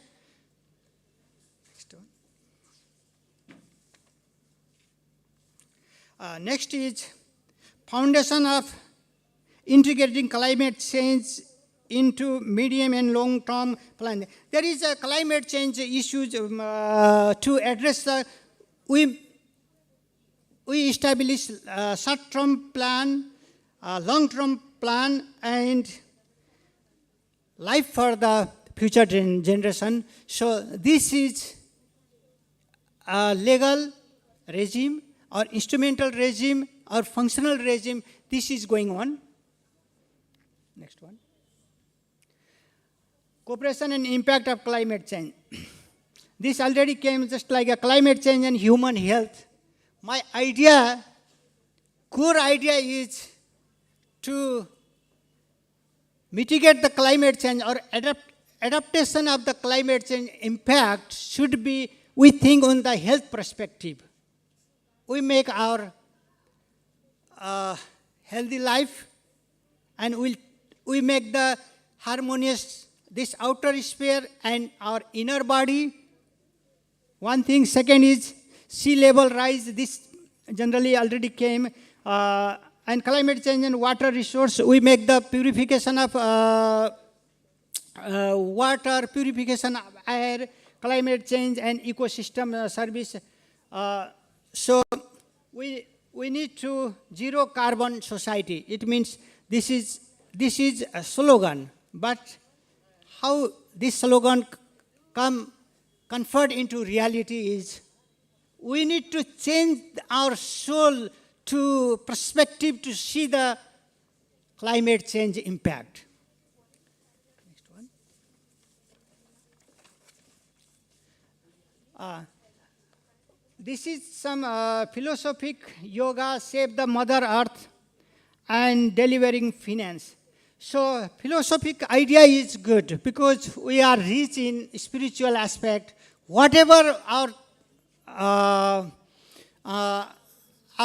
like a myth or our affection or our religion, it does not matter.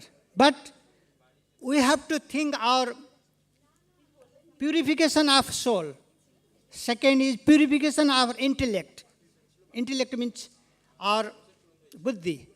And control over the mind. Mind is very, like a monkey mind, like a very sensitive. So in this way, this is a philosophical sensitive, fundamental improving in the knowledge, and this improving knowledge is based on the sensitization and awareness, and promoting behavior and action that reduce carbon emission. It means we need to change the soul of the people due to academic and due to our somehow richment of our knowledge. We can use such things to the people. And second is save the mother body of water, just like our water level and river and ocean water level is same in composition, 71 to 2% in this universe and water. So we have a same. So we need to think on that way. And just like we think about the animal and other living being, we think on that way. And this finance part is also comes from the government or UN agency and also private sector. And last is philosophy. Behind any caste, religion, we have to think about change our behavior. We respect to this earth, respect to planet, we respect to air, respect to sky. So we have to think on that line, and we can do more things to reduce the climate change. So,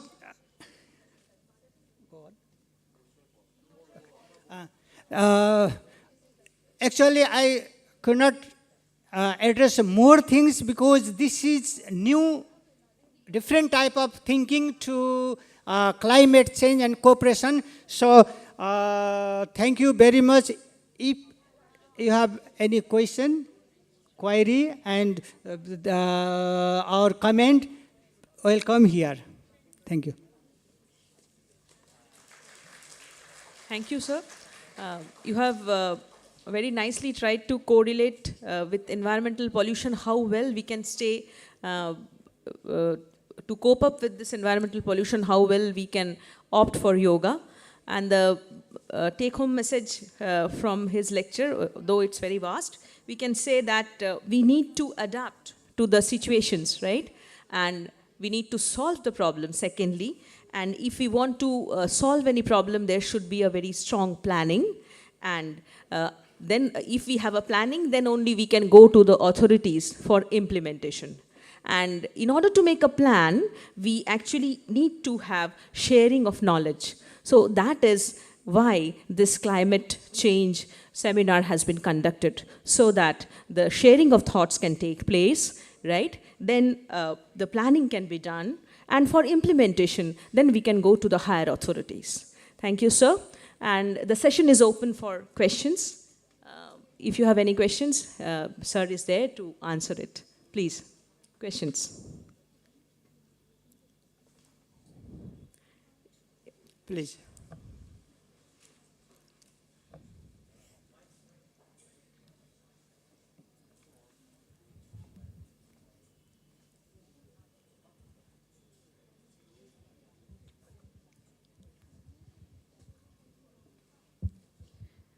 Good evening, sir.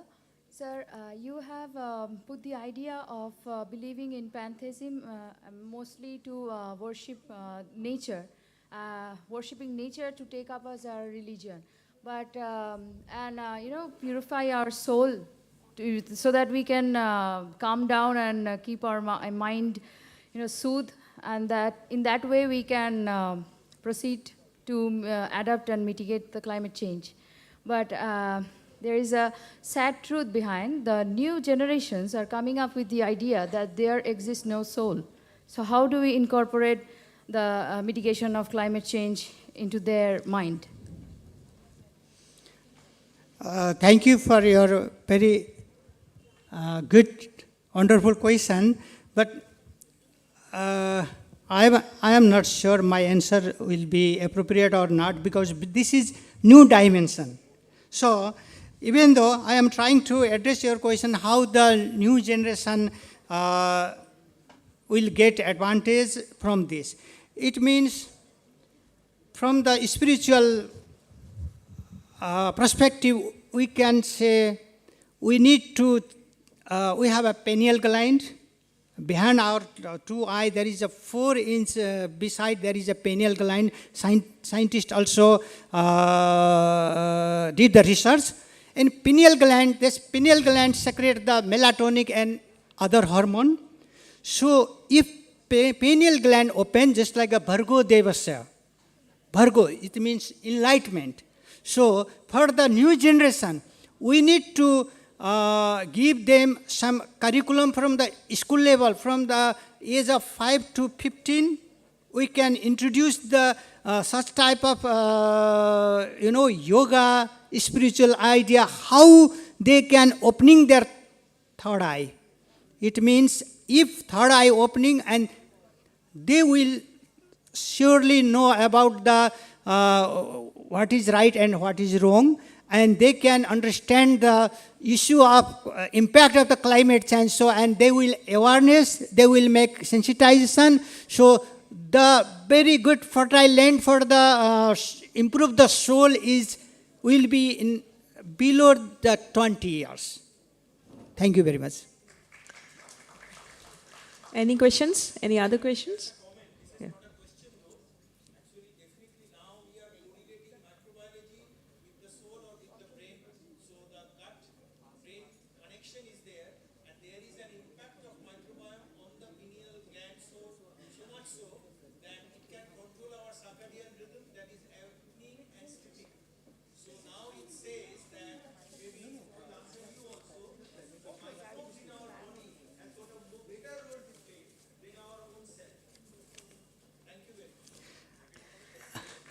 Yes. Thank you, thank you.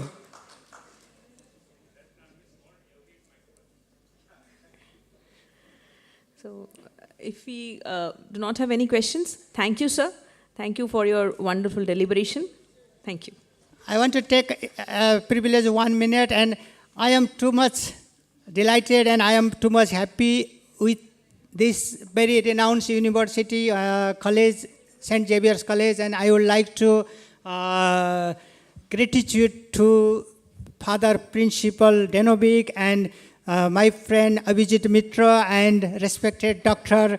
Arup Mitra and Sanjana and their team who are invited me here and give the chance to explore this new idea in this very cultural and spiritual place in Kolkata. Thank you very much. And I wish you people also visit in Kathmandu, Pashupati Temple and other also church, and also we have a mosque.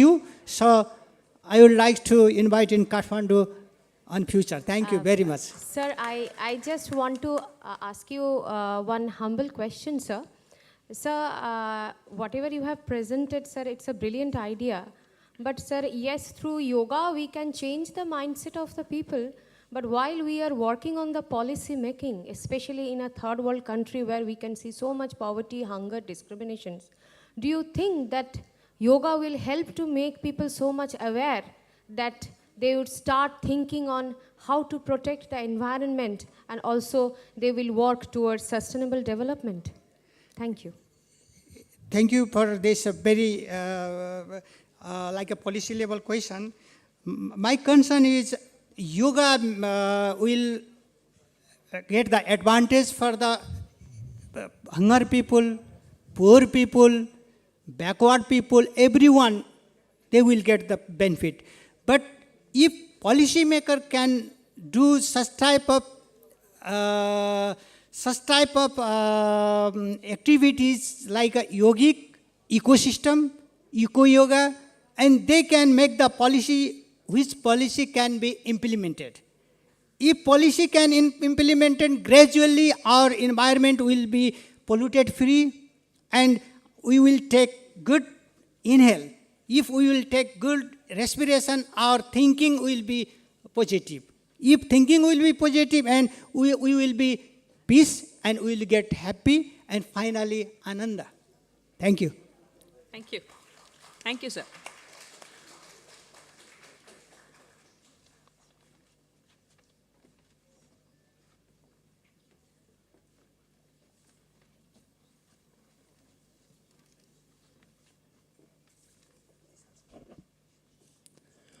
A session with lots of information to broaden our horizon of knowledge, and at its conclusion, we would like to thank our esteemed speaker, Mr. Gopal Lamichhane, for his valuable inputs.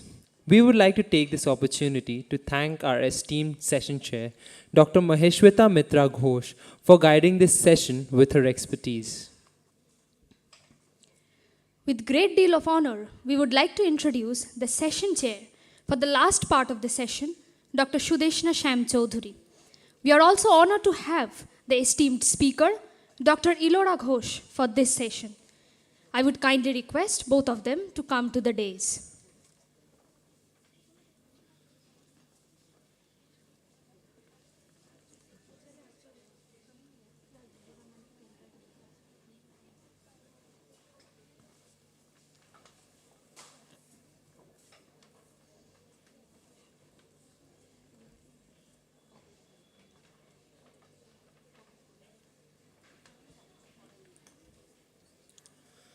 Dr. Sudeshna Shyam Chaudhary is an assistant professor in the Department of Microbiology, St. Xavier's College, Kolkata. She was awarded with a PhD from Jadavpur University under Professor Swati Sen Mandi, PhD Cantab, Senior Professor of Bose Institute, Plant Biology Division. She has many paper publications. She worked as a resource person in skill set training in science and technology, 2007, 2008, 2009, 2012, funded by DBT, Government of India, in UGC-sponsored lecture series organized by EMMRC Kolkata, Bose Institute workshop on hands-on training regarding medicinal plants, and DNA fingerprinting funded by ICMR for the years 2014, 2015, and UGC EMMRC-sponsored documentary films Darjeeling Tea, Tea of High Value, and Aroma of Darjeeling Tea. I would request Professor Devjani Dotto to felicitate our respected chairperson, Dr. Sudeshna Shyam Chaudhuri.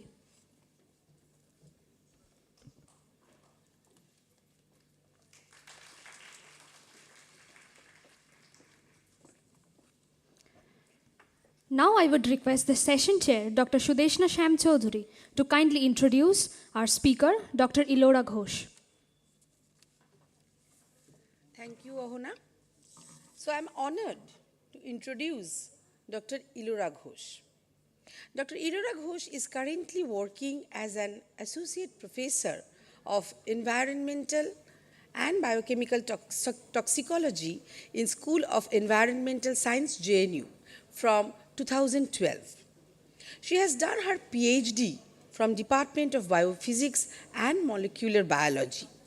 She has done her MSc in Botany with specialization in cytology and genetics from University of Calcutta. She has done her MPhil degree from Environmental Sciences, Calcutta University. Her areas of interest or specialization include environmental toxicology and human health, cellular and cancer biology, clinical biochemistry, application of biotechnology, biochemistry and molecular biology in the field of stress biochemistry, cancer biology, and reproductive biology. She has been the life member of Electron Microscope Society of India, life member of Society of Mitochondrial Research and Medicine, member of National Academy of Science, India, and has received Good Progress Certificate from DST, Government of India, Young Scientist under ACRC First Track Scheme of DST. She has several paper publications and books followed by some patents. Her recent papers include low-dose exposure to phytosynthesized gold nanoparticles combined with glutamine deprivation enhances cell death in the cancer cell line HeLa via oxidative stress-mediated mitochondrial dysfunction and G0, G1 cell cycle arrest. She has many patents, including a process for preparing a kit for detecting the presence of fertile sperms. Another patent is under review process, that is in vitro fertilization promoter.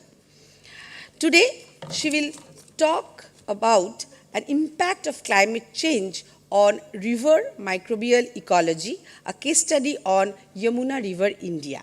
So once again, I am honored to introduce Dr. Ilora Ghosh to deliver her lecture.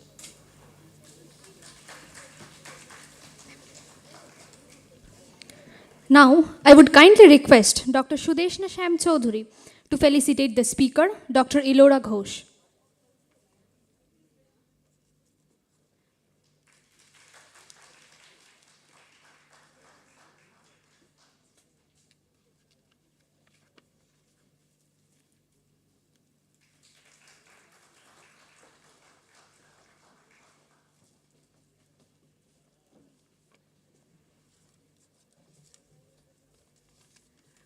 Now, I am requesting Dr. Ghosh to deliver her lecture.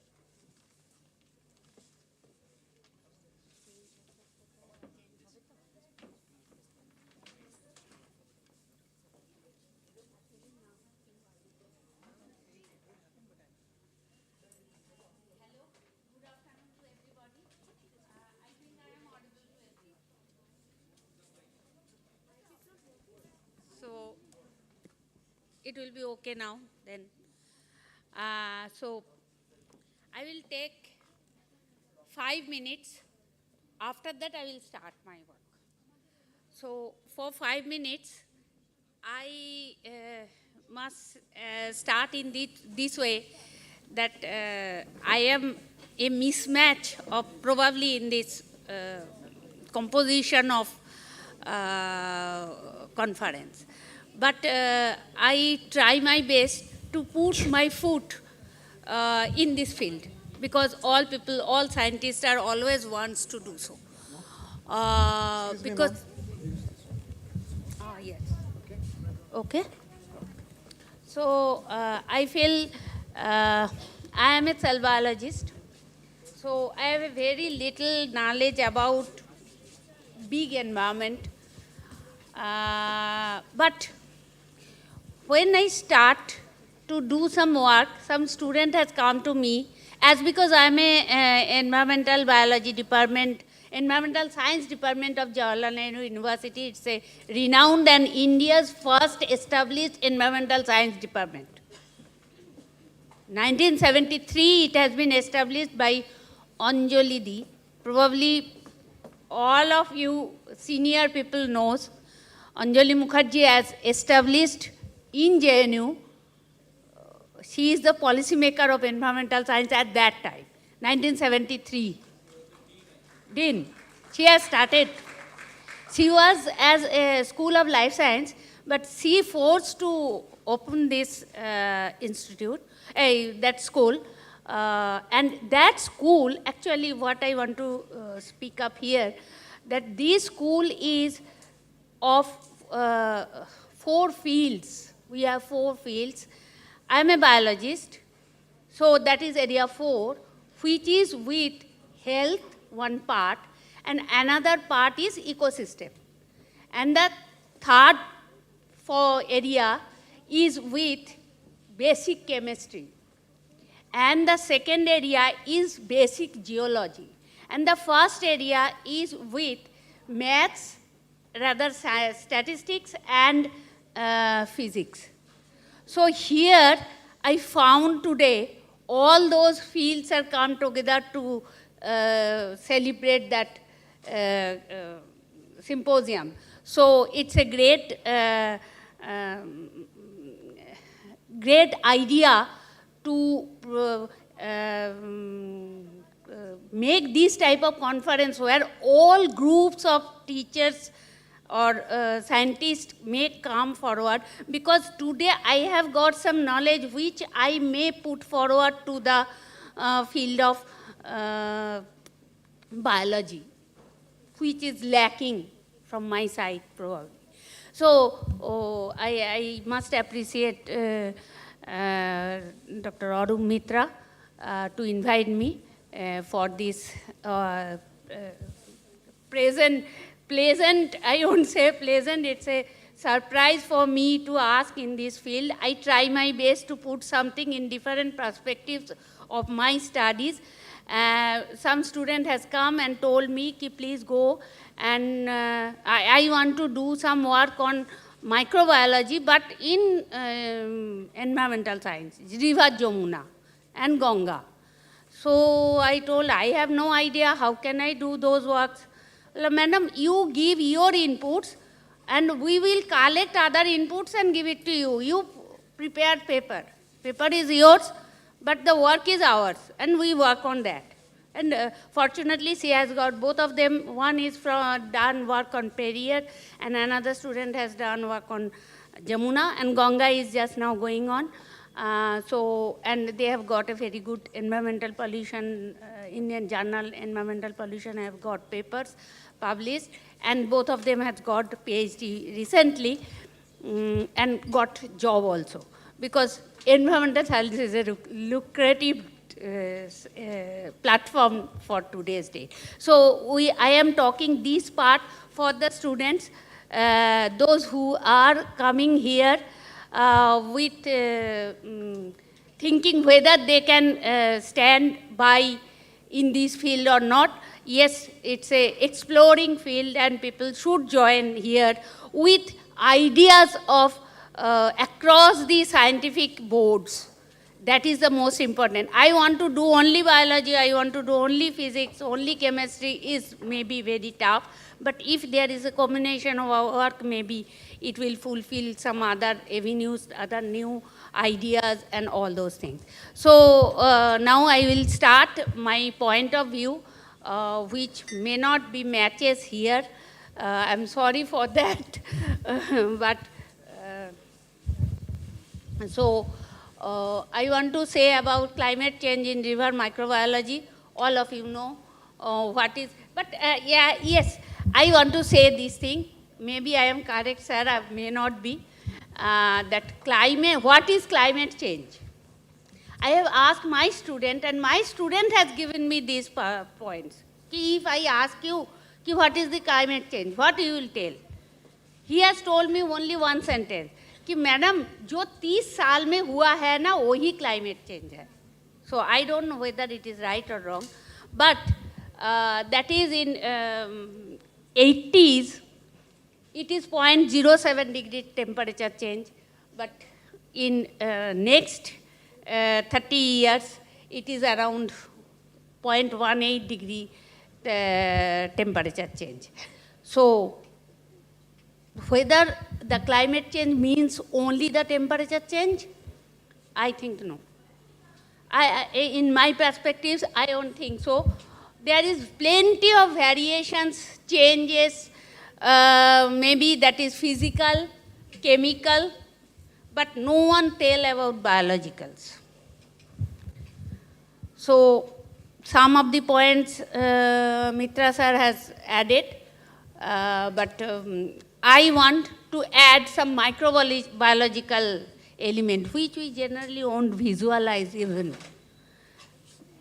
It's a very small particulate matter which has the capacity to originate the life in earth. So we must consider that is a huge part of environment, and we must go with those combinations. So these are the basic data. I think students may have more than this type of general presentations, but what is related to river is that one is precipitation, another is all that physiological, physico-chemical combinations. Some of the materials, some of the minerals, changes, vagara, vagara. But all those combination changes the microflora of that river. And if it is possible, then the sustainability of the whole universe may change. And we have to think about it. So my concern, today's concern is only on Jamuna River, and as I am staying there, I know about how polluted is it. Probably some of you who have visited Delhi before going by train inside, you can visualize the fogging and very bad smell when train goes and stand for some times and after enter within it, and that is Jamuna. So I don't know whether anyone is happy with that, but my student is, it's a girl student, and she is ready to go for that. So we have decided to go for Palla. That is the first, actually this is 1376 kilometer long river, and we have started with,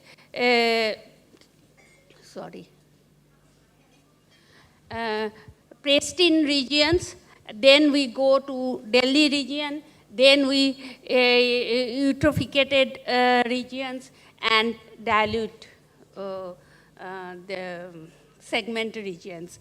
It is a 97 million liters are around the Delhi, out of which 4 billion liters has been utilized by Delhi people. NCR people, not Delhi people, NCR people.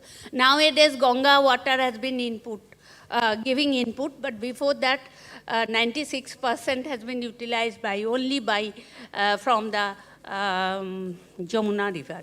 So you understand why I am lost my hairs from my head. So these are the problems are very much there.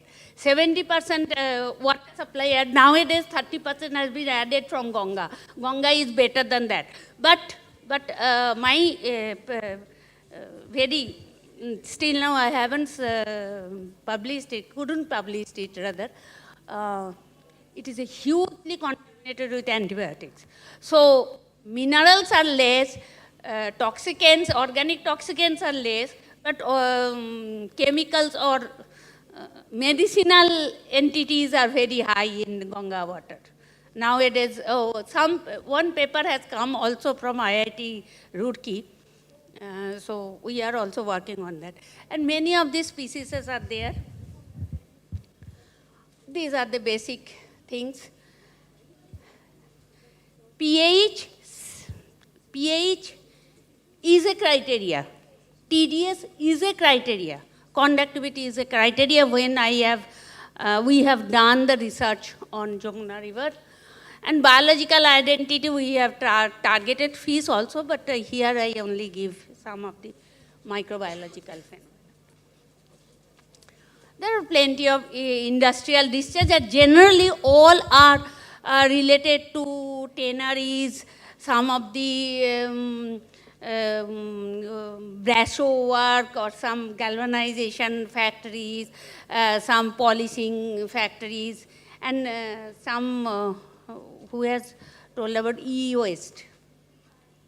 E-waste is another factor, Ghaziabad and that stretch, that also goes. So plenty of organic components are there. pH is very high on those parts. So sewage is also another factor. Without taking anything, that will goes to. So when we have gone for Palla, Okhla, Mathura, Agra. So these 4 places. And Okhla, all of you knows that is just past Delhi. So all the contaminants are going to Okhla. So Okhla and Agra, Mathura is the industrial components are getting together, and the part is Agra. Another thing is that if we go with the light metal contaminant, all are okay other than Okhla part. There is some problems, but other than that, we may overcome light metals contaminations in the sediment sample, probably. Now, water samples. But in the sediment sample, there is no change, no variations. And these variations has also been estimated, correlated with or analyzed with some old data. So more or less last 10 years, 12 years data we have gone through, which are published. And from there it has been found also there is no such differences in sediment samples. In the metal samples, heavy metals in water you can found plenty of copper, arsenic, manganese, iron, lead. But in the sediment sample, there is a difference. So that is the point of my interest. If the discharges only give you the inputs in the river, then why that is not same in water content as well as, because there is a barrage after Okhla, so the water discharge is very, very less. So water contaminant, and actually these data are repeat of 3 years and the same time frame with 2 different time point. One is pre-monsoon, another is after monsoon. So two times it has been taken, and ranges has taken care of, and the data has been put forward. So these are the conclusive type of things I want to put. that geographical and anthropogenic, both the causes are criteria, not only the geographical, not only the anthropogenic, but also geographical parameters are important for that. High level of cadmium, chromium, lead, copper, these are the components which are very high in Okhla. And that is the things with the references, all data which has been published till to date has been taken care of from 2002 to 2021. We have correlated all the data and we have found that these data are in relation with the parameters, and there is a difference between plus minus 20 even. So there is a change. It is not that there is no change, there is a change. And these data, when put forward with different dendrograph and correlation factors, we have found that zinc, copper is their difference. Other than these two in the screen plot is also been shown, other than these two, all are clubbed together. So all the components have the capacity to sustain in the water, to pollute the water. And this is for sediment. And in the same data analysis has been done, and from there it has been found that iron and arsenic is only 2, but arsenic is not, arsenic aluminum is also in the pollutant, but the screen plot shows that iron is very high in the sediment, and which is actually one thing I have probably missed, that temperature difference between Palla, the origin of, nearby origin of Jamuna, and the Agra is 14 degree and 16 degree within 3 days time frame. So 1, 2, 3 days we have taken. So there is 2 degree differences between temperature differences is also there. I have missed that to mention there. So water contaminants are very abnormally distributed. Iron, we cannot expect iron contamination. We won't get any sources of iron contamination, and we put forward it in the paper also and presentation also, that there is abnormal variation, but other than that, everything is there in a correlation.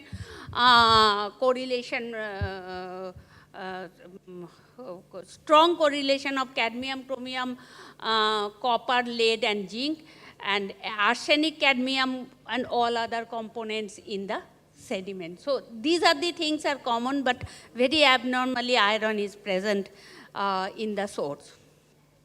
So maybe the industrial pollution. So now I am going a little bit towards the microbiology, and we have found that from Palla to Okhla, the expression of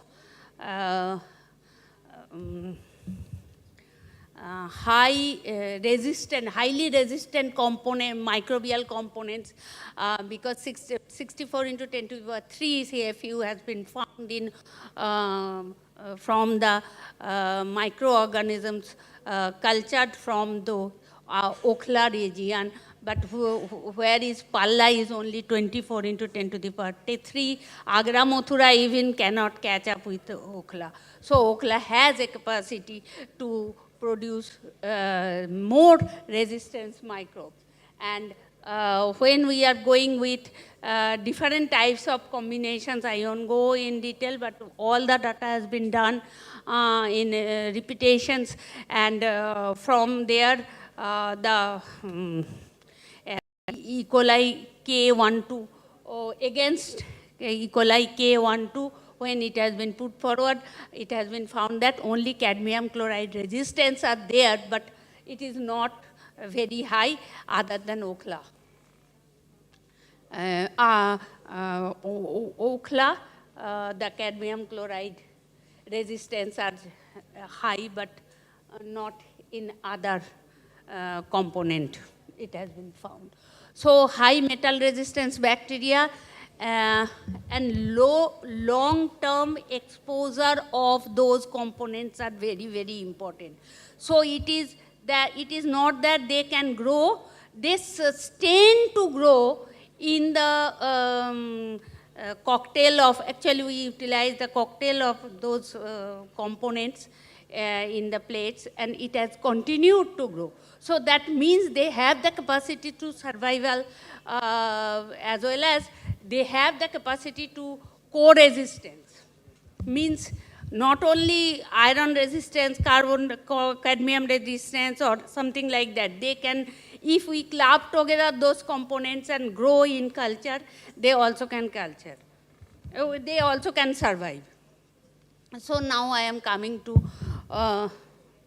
little bit of biology, that is metagenomics. We have done it. We confirmed it. We only take Palla, Okhla and Agra. Other parts we have left out. And out of which we have found in Agra, anaerobic archaebacteria's growth is very high. These are the components of a phylum. This is the family and genus. And these are the genus combination, the space in genus. Palla, Agra, Okhla, it is more or less 154 microbe communities found, 166 in there, and 650 is in OTU.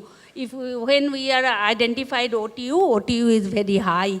So means with 16S RNA analysis, their existence, coexistence is much, much better in all the combinations. So they may survive in Palla too. Some of the microbial phylums and genuses I have found and I have put forward. I delete those things. When we are going for alpha diversity, as because I have told OTU is more or less very high, 650, so their alpha diversity is so much so correlated with one another, there is very less significance we have found, though our Okhla is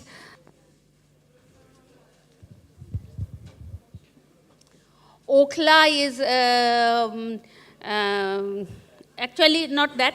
Agra, Palla and Okhla, three are showing variation, but the variation within itself is more or less same.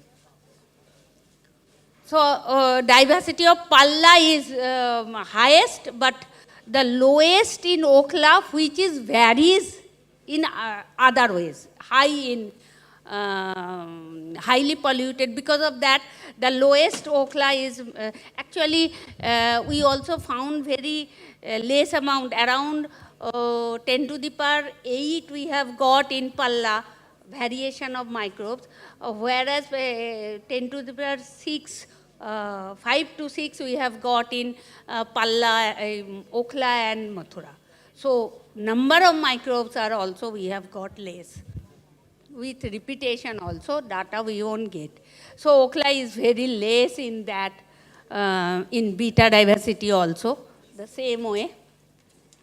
Okhla and Agra is less, whereas the other relationship is Delhi. Actually, they are related to, they are close to Delhi, so they are combination. What I have told, the Agra, Okhla, Palla, if we go for different types of microbial community, we have found that Agra, Okhla, we have got very less amount of microbial numbers, microbes numbers, when we repeatedly going for metagenomic analysis. So we think, even in fecal identification genus, as well as in the pathological genus, both the cases. But there is, most of the dominant genera are acrobacteria in the case of that pathogenic group, and that is the fecal group. Fecal group, acinetobacteria is and bacillus is very, pseudomonas, bacillus, these type of mycobacterium, these are the components are very high, and they are also correlated with some of the heavy metals with publication. We haven't seen it with reference of publication, it has been found. There are plenty of indicators we have found, and these are also the data. We are not doing only the generated statistical variation we have found, and from there the abundance in the detection in Agra, Okla, Palla. Palla is much more, again, in both the cases of fecal and sewage as well as pathological analysis. Pathological microbial analysis. So microbial diversity with ADAPIC factor, some of the components are common in Okla, Agra and Palla, but correlation network when we go for correlation network, cadmium, lead and barium is very common with those components, and they are present also in that those places. So our data correlated with analysis or publications which are already made by other groups. So when we are go for ADAPIC factor, we found that Okla and Agra again has a very common correlation, whereas Palla is far from that correlation map. And when we are the same way, we have put forward all the heavy metals which have been found, and they are near about interaction of heavy metals, and these correlations gives us the basic microbial diversity along with the heavy metal correlations, heavy metal presence. And this is the canonical CCA analysis. From CCA analysis, again, Agra and Okla has got the same composition of more or less all the heavy metals, pH, TDS, physiochemical analysis factors, analyzing factors, and some of the specific microorganisms which are present, which are generally present along with those components. So which proves our data that Agra and Palla is varying from one another. Same as this is from fecal this thing. Again, the Palla and Okra are in the same coordinate, but there is a variation from Agra to Palla. Palla is much more, Agra is much more better than Okla, because Okla, we know the contamination rich, and we have found in that way. And when we are going for percentage abundance of oxygen requirement, we have found anaerobic components as well as some of the anaerobic conditions are prevailing in our Palla and Okla and Agra, but very many unknown microbial analysis has been found from Palla, which we don't know. We haven't got even after 16 years. RNA sequencing, as well as in case of microbial heat map, ingestion analysis parameters. We have put forward some of the parameters. Against that, we have found that maximum is heterotrophs are found. Other than that, all are unknown components. So here there is no such difference other than Palla. So Palla is having many more unknown components.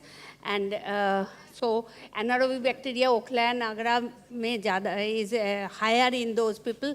Agra, Okhla likely organic pollutant degradation. With this data I haven't added. We have also done some of the organic pollutant degradation parameters, and they are also there in the same coordinate. So high abundance of degradation of organic components is present also in Okhla, and some metabolically analyzing metabolism inducers are present in Palla. Those data, organic metabolites degradation factors are microbial factors are present in Palla, but those data I won't put forward here. So physiochemically, though we are utilizing it as a drinking water, we should not utilize it totally. Ban hona to chahiye. I don't know whether it will be happen or not, but nowadays the quality will be changing gradually. Delhi Agra region, microbial analysis, all those data which I have just told has been written by me. And so lastly, I will tell, I have some correlation. We have done some correlation between peninsular river and with Himalayan river, and this paper has already been published, and we have found that if we go with Himalayan river contamination and organic microbial population, that is totally different in the, that I have already published in that paper.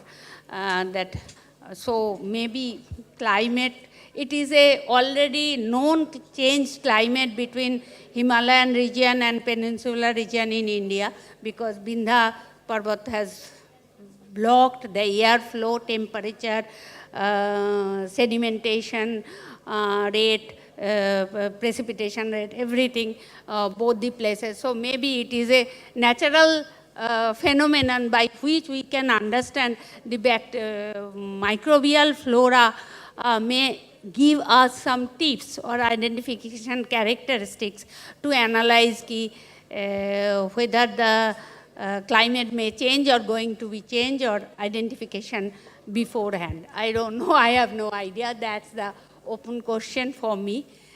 Thanks for hearing me in this audience. And these three people are the whole project work has been done under UGC guidelines and this thing. Thank you. Thank you.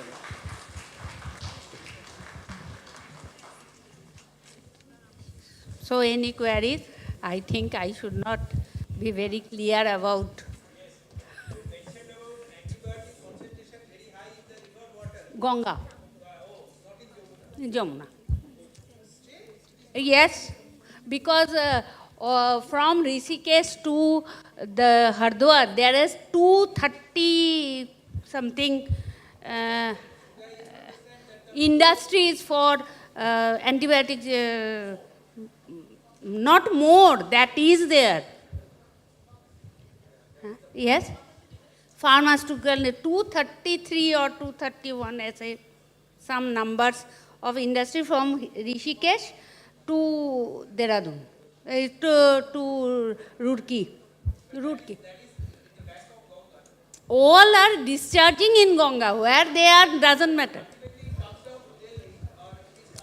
It comes down to Delhi, but we won't go for, actually we started the work in Palla, because around Palla there is some antibiotic industries, but we won't get which we got in Agra, in Ganga. So we transfer the work to Ganga rather than leaving Jamuna.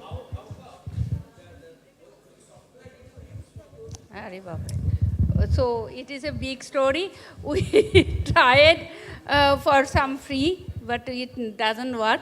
After that, we go for some paid software from someone, and only then it has been accepted. I have presented on the basis of metabolic reactivity. I am not considering the flora, fauna, phylum of bacteria rather than metabolic activity of the bacteria actually.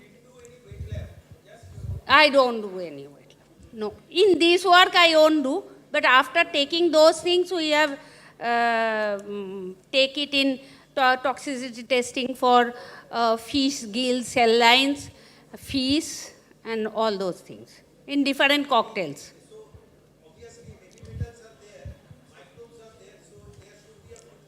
Tolerance. A strong, very good food chain.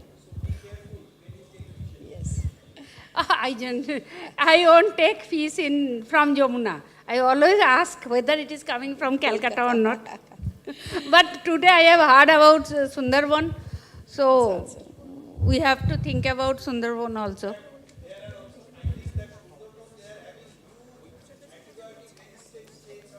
Yes, actually.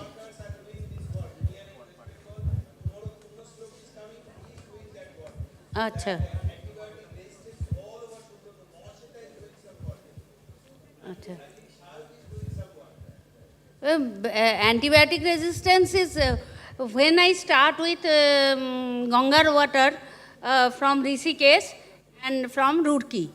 And all the things, I won't go for 35 cycle.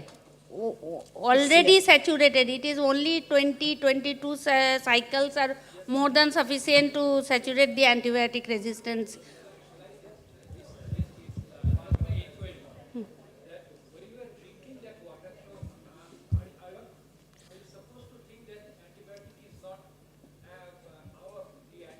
Resistance. It probably won't work. Actually, that work is also going on in my... we are not working on cellular system just now. We have started in fish. And we have found in fish, they are incorporating, they are changing the composition, and from there it may come back to us.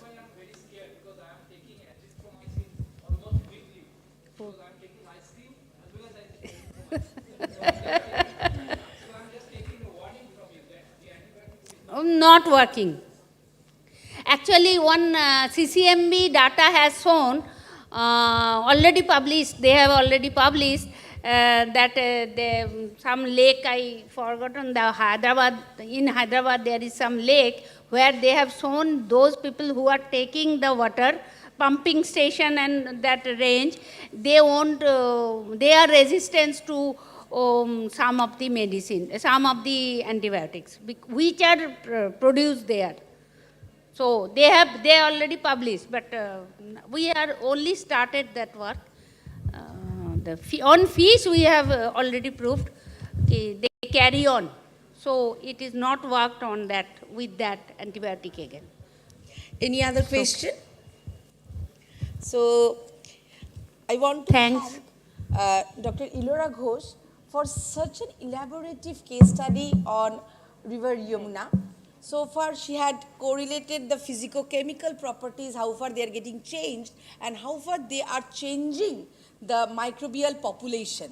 So for the microbial population, they become the metal resistant. That is very much alarming for us also. She had pointed out how far the physicochemical properties like pH, total dissolved solid, etc., they are getting changed, as well as the concentration of the heavy metals are also getting changed. And Sir has also mentioned that if they have been accumulated by fish, etc., so there must be some sort of bioaccumulation at different levels of the ecological system. So it's a wonderful case study. I want to once again thank ma'am for such a wonderful lecture.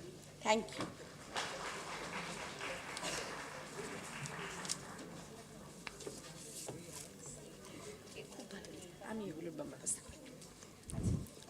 With this, we come to the end of this session, gathering information provided to us by our esteemed speaker, Dr. Ilora Ghosh, who opened our minds with all her knowledge. We would also like to thank our session chair, Dr. Sudeshna Sham Chaudhuri, for guiding this session with her expertise and providing value to it.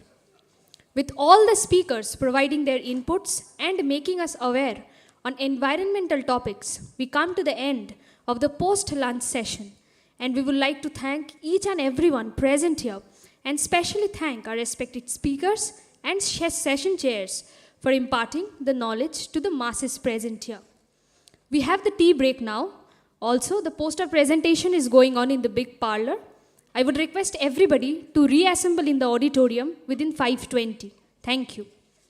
I would request, please come back here in the auditorium by 5:20 because there will be a lecture by Dr. Christina Dragomir from New York University. It will be an online lecture, and kindly please assemble here. It will be a very exciting session. She will be speaking on climate migration. So a very burning topic here. I would request the humanities students also to stay so that you will actually have some food for thought. So the poster session is already on and the tea break is also there. So kindly come back by 5:20.